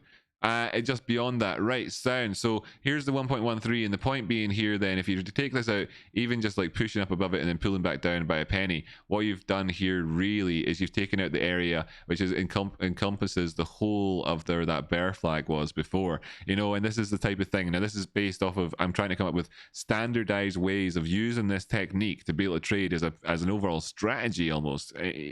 Outside, it doesn't actually improve my I'm not. It doesn't actually. This isn't. I trade effectively anyway, but I'm trying to do this in a way that can make it so it's extremely understandable for somebody who doesn't need anything beyond what's on the charts here to do it. And that's what I'd be looking for that trend and move. So if we do that, then what would that look like with regards to if this turns into a wedge by following on with the RSI? Then maybe you're looking up towards those zones. What's the dealio with this, Rocky, that you're saying? Well, actually, it's like the RSI is giving us that impression just now, and I did it from the defense of the bearish control zone. Let me just show you. I did it from the defense of the bearish control zone, taking it here. Look, that's where that's from. So let me just go back to the charts again. This is truly remarkable quality stuff that I'm putting out right now, right here, live, ad-libbed, unresearched before coming in here, but truly, this is where it's at. And you can see then the range ever just slightly smaller. Pop this in if we were to break out the way, and it takes us right to here, where ultimately then you could come back for a retest of that zone thereafter. I'm not going to say that that's exactly how things are going to work out, because that's predicting the future, right? And I don't do that. I don't predict the future. But I would like to point out the little dynamics, like I've been doing, where if you were to push past the flash zone where you could look for trending moves, that this is a parallel channel that we're in, that the RSI has got a wedge on it, that if you actually drew this in from this flux point up the way and this flux low up the way, that you're looking at a wedge. You're looking at a wedge, and I drew that in, the wedge that corresponds with the wedge in the RSI, the wedge that corresponds with the wedge in the RSI that has the target that's at the area of the flash before. That's what I did there. Extremely good, extremely good stuff. I'm moving on now. Look yourself for things like hidden bullish divergences. Did we get any of these lows, and will we get any at this one? Ask yourself about whether or not this point here of inflection, which was at this point of flux and is this retest of this low, if that's enough to have established that as a low in the meantime. Ask yourself other sorts of questions with regards to this movement here and these lows, and that if this was on a different shape, would you have been more inclined to have seen that area perhaps as being a triangle, and perhaps an ascending triangle, which was then broken out of? And had this actually been on an inverted chart, would you have been looking at this and saying, there, you've got this inverted triangle just here, that you've got this kind of toppy looking formation that's come in, and that you're busting down below it? Yes, you could have. And then if you were looking at it that way as well, what you'd also be looking to, of course, would be retests of the triangle as well in that zone. I mean, this is it. This is as good as you get in terms of technical analysis. These are all loads of tips for you to help you do your thing. And what does that mean? What does that signify? Well, it signifies that we've come to the end of the show here. PLBY was the last one that got requested by Joe Apex, tip of 1337, and I stayed on a bit longer to do it. It's Friday. I hope you have a great day, and I'm moving on now. The stuff that we've done recently, I'm highly surprised. What do you want to know? Do you want to know the truth of it? Highly surprised that the only one that people are interested in from cryptocurrency land is Loopring. Okay, highly surprised by that. I've talked about a lot of different coins recently and a lot of different movement that's on the go there, but there you have it. It's the only one that people ask for. Nobody wants to take a look at the most popularly traded Bitcoin cryptocurrency asset in the world, Bitcoin, BTC, USDT. Nobody wants to take a look at that. Nobody today wants to take a look at Ethereum, ETH, USDT. Where are we on Ethereum, USDT? We've pushed on a little bit higher, have we? 4,459. Very nice. Good to see. Excellent stuff. Nobody wants to take a look at that. Nobody wants to take a look at Chainlink today. Very big surprise. Where are we at that? 32.76. 32.76 on that one, still operating well. Nobody wants to take a look at Polkadot. Polkadot up there at those highs with that wedge that we're talking about there. Nobody wants to check in with this and see how it's getting on. Nobody wants to see this pulling away from our profit taking target. Nobody wants to then take the measurement of the wedge that we drew in before, pop it down below here and talk about where we are or any of that. Nobody wants me to go down to the 50-minute time frame and tell them how to make money today trading this thing. Nobody wants it. Nobody wants it. Crazy, isn't it? Other stuff that people didn't actually want is Tezos today. Let's have a quick look at that. Nobody asked for that. XZ USDT. There's just so many things that you could trade, so there's always so much opportunity. It's not that I'm surprised that nobody asked for these things as much as that I'm surprised that there's just so much opportunity out there elsewhere that people are looking at those things elsewhere. That's a bit of a sad move down the way. How would you characterize this thing yourself? Did we actually do, what was I talking about yesterday as well with regards to this one?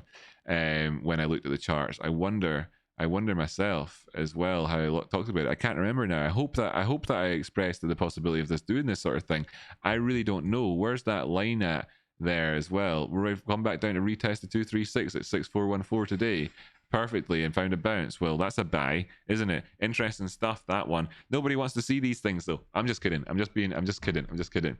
But I wanted to give a shit. I actually just wanted to have a quick look at cryptocurrency land for the benefit of all the people who trade cryptocurrency, of which, by the way, 20 to 30% of my subscribers are exclusively interested in crypto and never trade stocks. Just so everybody knows. But they don't talk in the chat, right? They don't talk in the chat, and they stopped tuning in about 6 months ago for the most part. But of that 11,000 people, solid 2,000 of them are not interested in stocks for the most part. Crazy, right? In the same way that none of you are interested in Forex, the most liquid traded thing in the world every day. None of you are interested in it, and the only person out there who's interested in oil is Vic Vince. Amazing. How is oil getting on?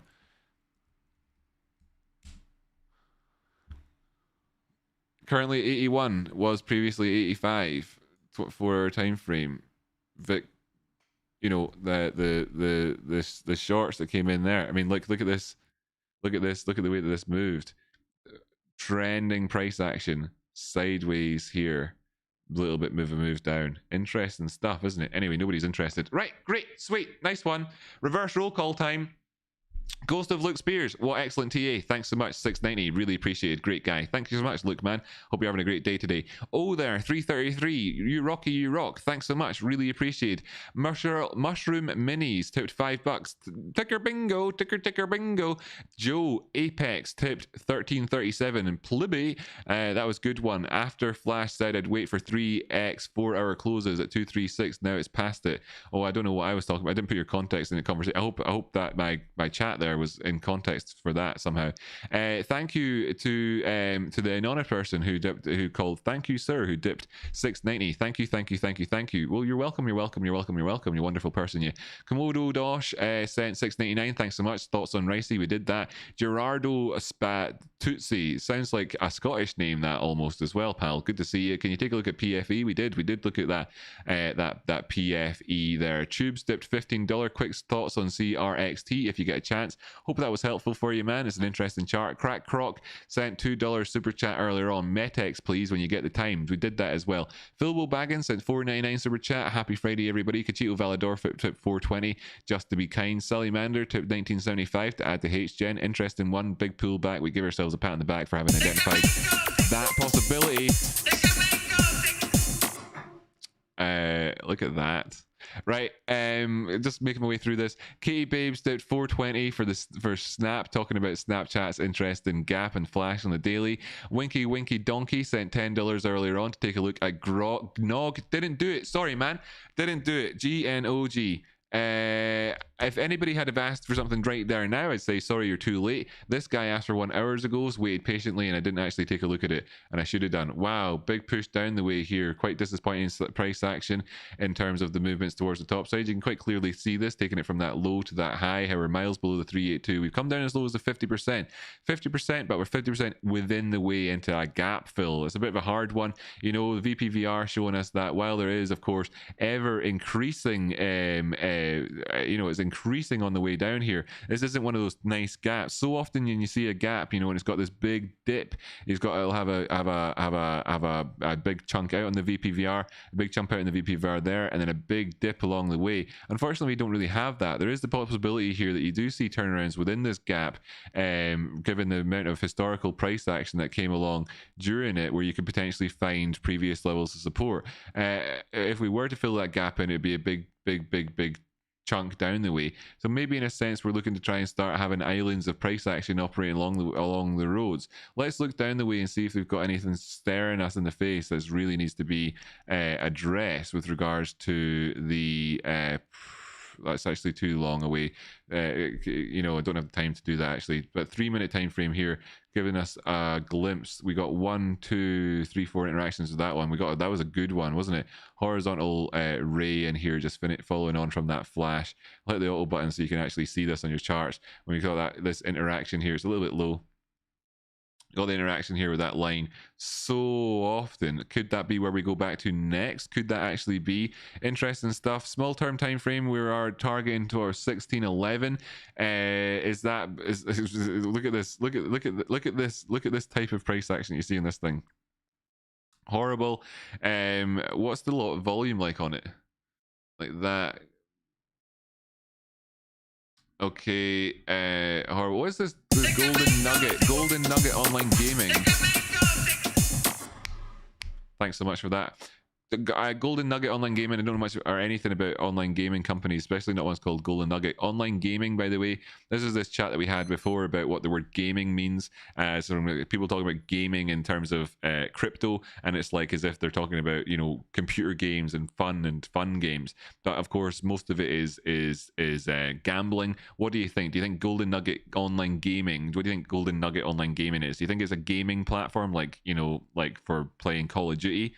Or do we think that it's a gambling website? Golden Nugget Online Gaming. Let's just see. It could be anything. Golden Nugget Online Gaming. What is it? What is this thing? Why invest? Slot machines, American roulette, Pai Gow poker, golden cash, mega cash. So, you know, this is it, right? No surprise, no surprise. That's the gaming industry as Americans talk about it. So the word gaming in America is the because of the sort of the WASP mentality, and you know, the sort of the like alcohol is bad, let's ban it, back in the 1920s and all that sort of stuff. We don't have that attitude over here in the UK, but you did and all that, and you have the same sort of deal with gambling, like, oh, it's really bad, let's stick it in Vegas, etc. We don't even tax gambling in the UK. We don't even tax it. It's like you got bread, you've got milk, you've got gambling, you've got, you know, in terms of necessities for life. Anyway, different attitudes, different strokes. You've got that. We'd call it gambling. You call it gaming. Then you also talk about gaming. Then you get that strange conflict where one generation uses one word, the next generation uses another one. They kind of dislike each other, and the ones that are using one feel like nerds, the other ones feel like they're thingy. And it's funny. It's interesting. That's how generations go. Whose fault is that? I don't know. I don't know. But that's the way that seems to be going. Golden Nugget, gambling website. What do you want to talk about with the gambling website? I don't know the fundamentals for gambling websites, or any of that sort of shite, or why this would have done anything like this or anything else. And we're moving on. Sorry, man. I'm sorry I can't give you much more on that one. I mean, I can, but it's like in terms of how we are here, it's a lot of pain. We're at the 50%. I just managed risk, and I'd be aware that this is a downtrend. It has been a downtrend. It was a downtrend for a very long time, with a gap that moved us up, and we had no real trend in upward action, and then a resumption of a downtrend. So if this just trended all the way back down and filled in that flash down below before thinking about going up the way, would not surprise me in the slightest. Also, this is gambling website, and it's a relatively low cap, no doubt, because it's a piece of shite. Maybe they're great and everything, investor relations and all that good stuff, right? But this is a dump down. It's been dumping ever since. Investor relations and all that. These guys know that what they want to do is dump onto their investor relations, and you can see it here the whole way along. Manipulate to F towards the top side with that massive amount of volume. And what do you think they're going to do with all those shares? I think they're going to just like start putting them into little envelopes and send them off to people around the world to be nice, or I think they're going to put them in your stockings on your mantelpiece at Christmas time. Do you think that's what that's why they bought them? I think they bought them. Think about all those shares so that they could hold on to them forever. Do you think so? But investor relations, online gambling thing. Pish. Right, brilliant, excellent, sweet. Vic Vince. We took profit 2/3 position this morning. Looking to re-enter. Thanks for the update, man. Brilliant. Manifest densities tipped $4.20. 100% of 420 is 420. Brilliant, nice one. Good math there. Wolfie, there's my pal, my furry pal. Thanks for the lesson, Professor Curran. And did BMJ get Cardano? Oh, thanks for that, man. I don't want to tune out. I'm happy enough to push the time here today. Thanks, man. Cheers, Wolfie. Right, and also BMJ, thanks for the patience. And thanks for the patience to everybody. Yeah, let's take a look at that. Cardano, by the way, very interesting Italian scientist back in the day, the one that's credited with, of course, solving the quadratic cubic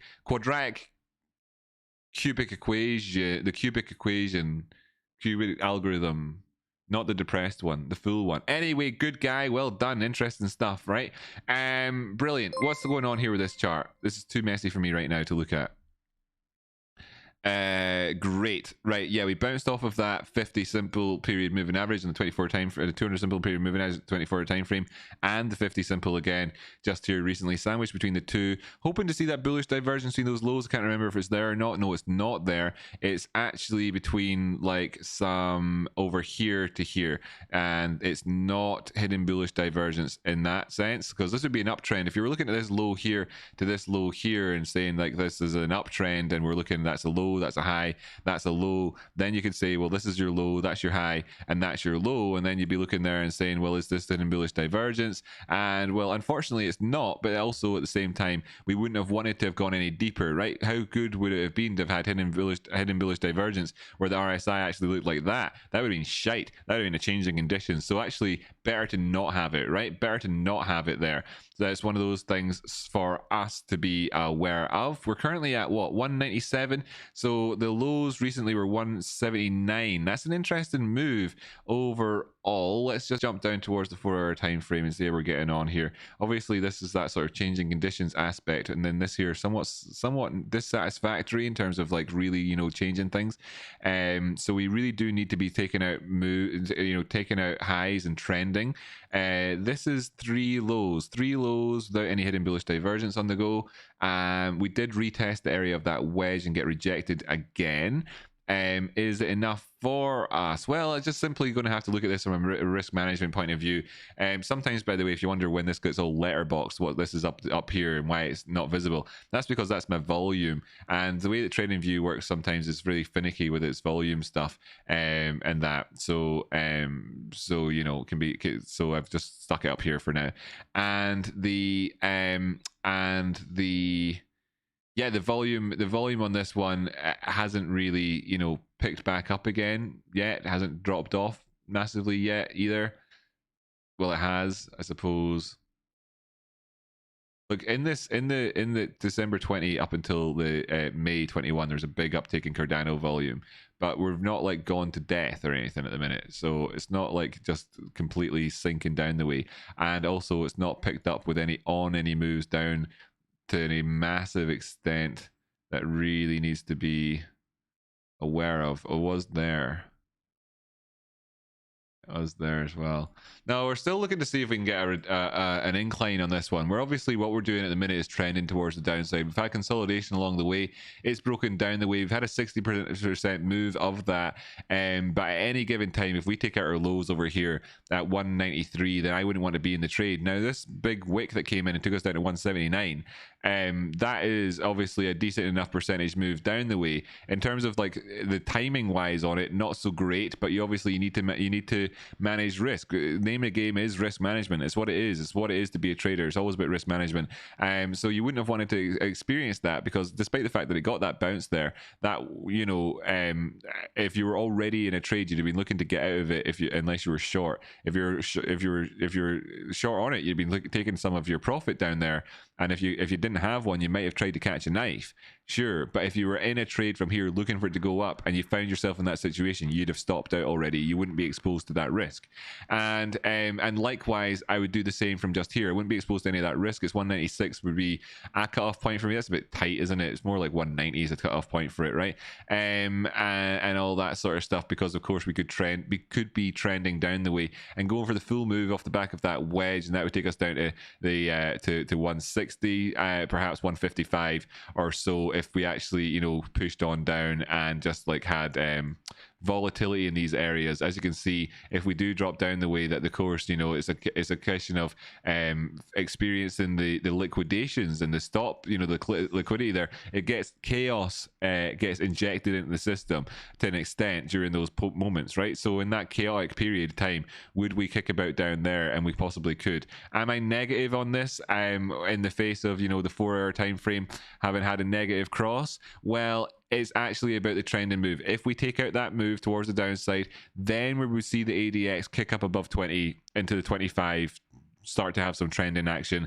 Maybe we start trending down the way, we go for those lower targets, and I'm not in it anymore. As it stands right now, the ADX is in chop. I'm very much aware of where we are, and that, you know, this tentative idea of being able to turn around just here is on for us. It is on. There has been that kind of change, but we need to not fuck it up. Sorry, excuse my language. But and if we actually take out the middle zones, then maybe, you know, we're actually taking something out here. We start to look for trend and price action here on that front, because on the 1 hour time frame, the most recent push up that gave us that look on the 4 hour time frame, right, on the 1 hour time frame, it's got this aspect. It was back over here that we had that drop down on the 4 hour, on the 1 hour time frame, came up since, done everything that we needed to do in terms of sideways, then changed the conditions, came back down, did our retest, moved up at the neutral line. This is a time where you can long it up the way for those moves up, but this is the dynamic we're looking to see. We want to see this spread up into the 4 hour time frame and so on and beyond. Okay,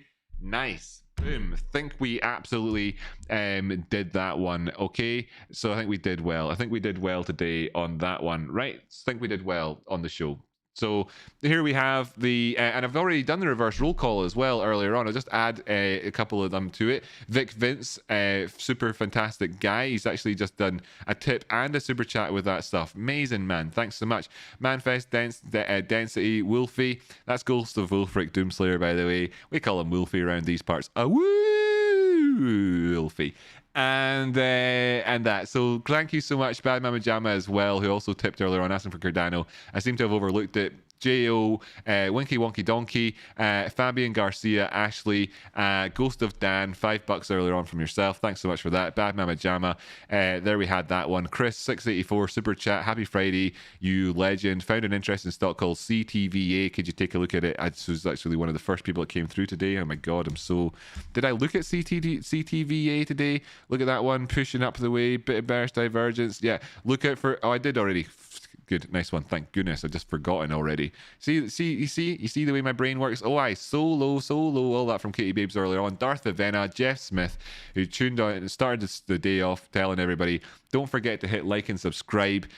Click the bell to receive notifications when Rocky is live. Happy Friday and best wishes all. And also shout out to the Patreons that joined up. We've got JT from 4 hours ago and Jake Norman from 12 hours ago. Thank you so much for doing that. And by the way, before we go as well, Darth Vivenna, if you're still watching, you could maybe get a free super chat type thing. Maybe you got that earlier on. Maybe you saw that. I don't know. It came up telling me that you've got your kind of your membership things. I think you should get some flair. Likewise for Kaimak, D. Harker, Sal, Paul Dooley, Jay Correll, and Tubes, who all became members on the same day. You're part of that same day cohort. Look around you as user pals. Ryan Clark made an order for one item. That must mean he got a Patreon thing as well within the last 24 hours. So thanks to all you new Patreon folk as well. See you in the Discord. And then the regular reverse roll call to all of the the porridge eaters. That didn't get a mention just a second ago. To all the porridge eaters. Renegade Red Squirrel, always good to see you, pal. Is there going to be fireworks on Trade Sploshing? Gosh, there's always fireworks on Trade Sploshing. It's exciting times. The Brady Pearls Ghost of Christmas, that will never be. That's so funny. Good to see you, mate. That was a message from Corey Bing Bong. It just updated. Oh, sorry, Corey Bing Bong. Enjoy the weekend. See you at Jamie's show. Yes, see you later at Jamie's for Trade Sploshing. Could get a bunch of the end of for the end of Trade Sploshing and set them up outside with a GoPro and have a big ending fireworks. Oh, we were talking about that. Are you talking about that? That was another. Got these ideas.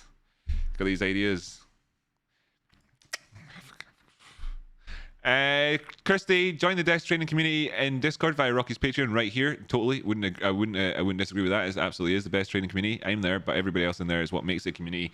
And it's not me blowing smoke up my own arse. It's me blowing smoke up of all yours. I think you're amazing out there, people. Katie Babes, thanks so much for tuning in. Corey Bing Bong, Space Monkey, Trade Spotting as well. We've got Corey Bing Bong there. Jay Ray, thanks Rocky. Have a great weekend. You too, pal. Oh, there. Thanks for your donation earlier on as well. Another shout out for you in the chatter box here as well. You've also got things like Sir Pushkin. That's cool. Wonder what that's about. Quite a Russian name there, Sir Pushkin.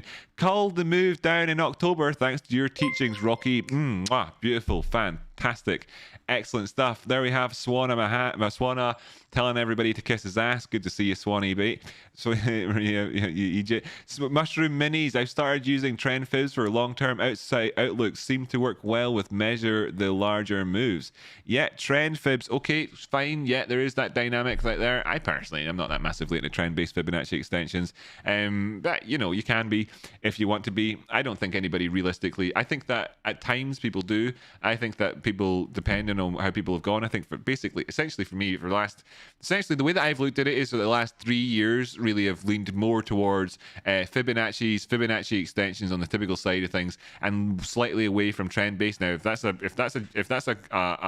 just chatting about my own evolution and looking at the charts or my own psychology or something like that, maybe I couldn't honestly be perfectly clear. I wouldn't be able to make any real definite statement categorically about that. I would just say that these things kind of change from just little times, and maybe it's as much to do with the person as it is to do with the markets themselves, in which case crack on, carry on regardless. So yeah, Crack Croc, good to see you. Mushroom Minis, good to see you. Scott Walker, Veronica, and everybody else. I'm dying of laughter earlier on. Well, how good is that there was at least we put some smiles on people's faces today. Thank you so much, everybody, for tuning in. Did I hear we ding dong as well just before there? I think I might have done. Aye, that was that. Some getting me a Guinness. Thanks so much. I'll have a pint of the dark black stuff later on. Good things come to those who wait. Bum bum bum bum bum bum bum bum bum bum bum bum bum bum bum bum. And that counts for all of you as well. Do be patient with yourselves. You're learning here at 1,000,000 miles an hour. Honestly, while it might not feel like it to you, compared to every single other person in the world right now doing technical analysis, you are learning faster than all of them. I swear, that's it. It has to be it. It has to be it. I thoroughly expect that within the next, now that I've been doing YouTube stuff every day, live, thousands of videos and all that, I fully expect that within the next 6 months that there'll be people out there who would think to themselves that they are fully appraised in what it is to be a Rocky Outcrop tician, and of course then really knocking home runs all the time. If that doesn't feel like you because you've been here for 2 years but you've not knuckled down, well, what can I say? If that doesn't feel like you because you've not been here for 2 years yet, then let me just say, do knuckle down and you'll be there. And I'm really looking forward to it. I can't wait till I've been streaming live for 3 years, and I am surrounded by people who've had solid teachings in the market. I genuinely think that there is not a single trading community out there that is advancing as quickly or as professionally or profoundly as us, and that includes a lot of others, ones which I have respect for as well. I think that we're doing a better job here than Eric Crown's trading community, and I think that they're probably the second or third best out there after the Outcropticians and Doomslayers. We're progressing faster than Mitch Ray's one as well, and I would say that he's maybe the third best.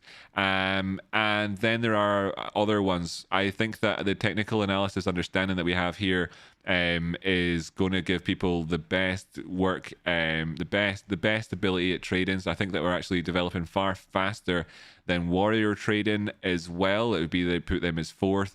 Now there's a whole host of other ones that would make it into this chunky zone here. So without going through like massive shout out territory, I'll just give another one to Dan from Chart Champions. I'd probably put them in as about 5th or 6th there on that list. And that we're also, that we're number 1, I would say, in terms of that, right? That's what I would say. That's my assessment of it. I think every single person that leads those groups would say the same thing about their one as what I say about mine.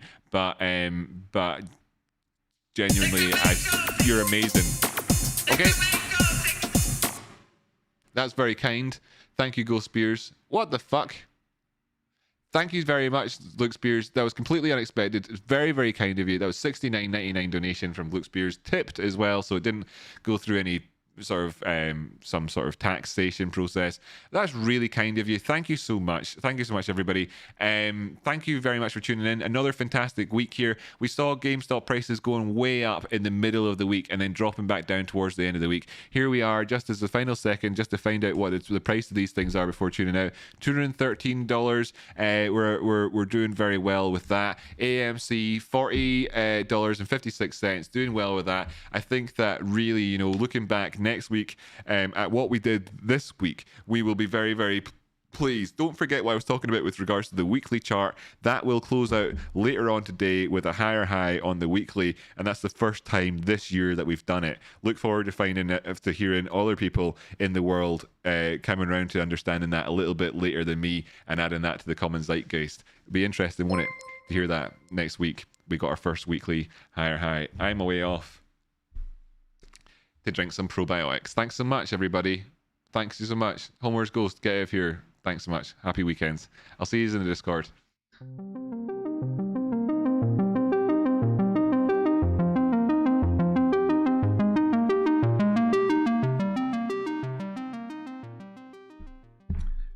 Hit like if you know what's good for you. I'd hit like too, but I've already hit it once. So if you do hit it an odd number of times. Recommended amount of times is 25. Catch you later. See you next week. Much love. Join the Discord. Join the Patreon. Do it.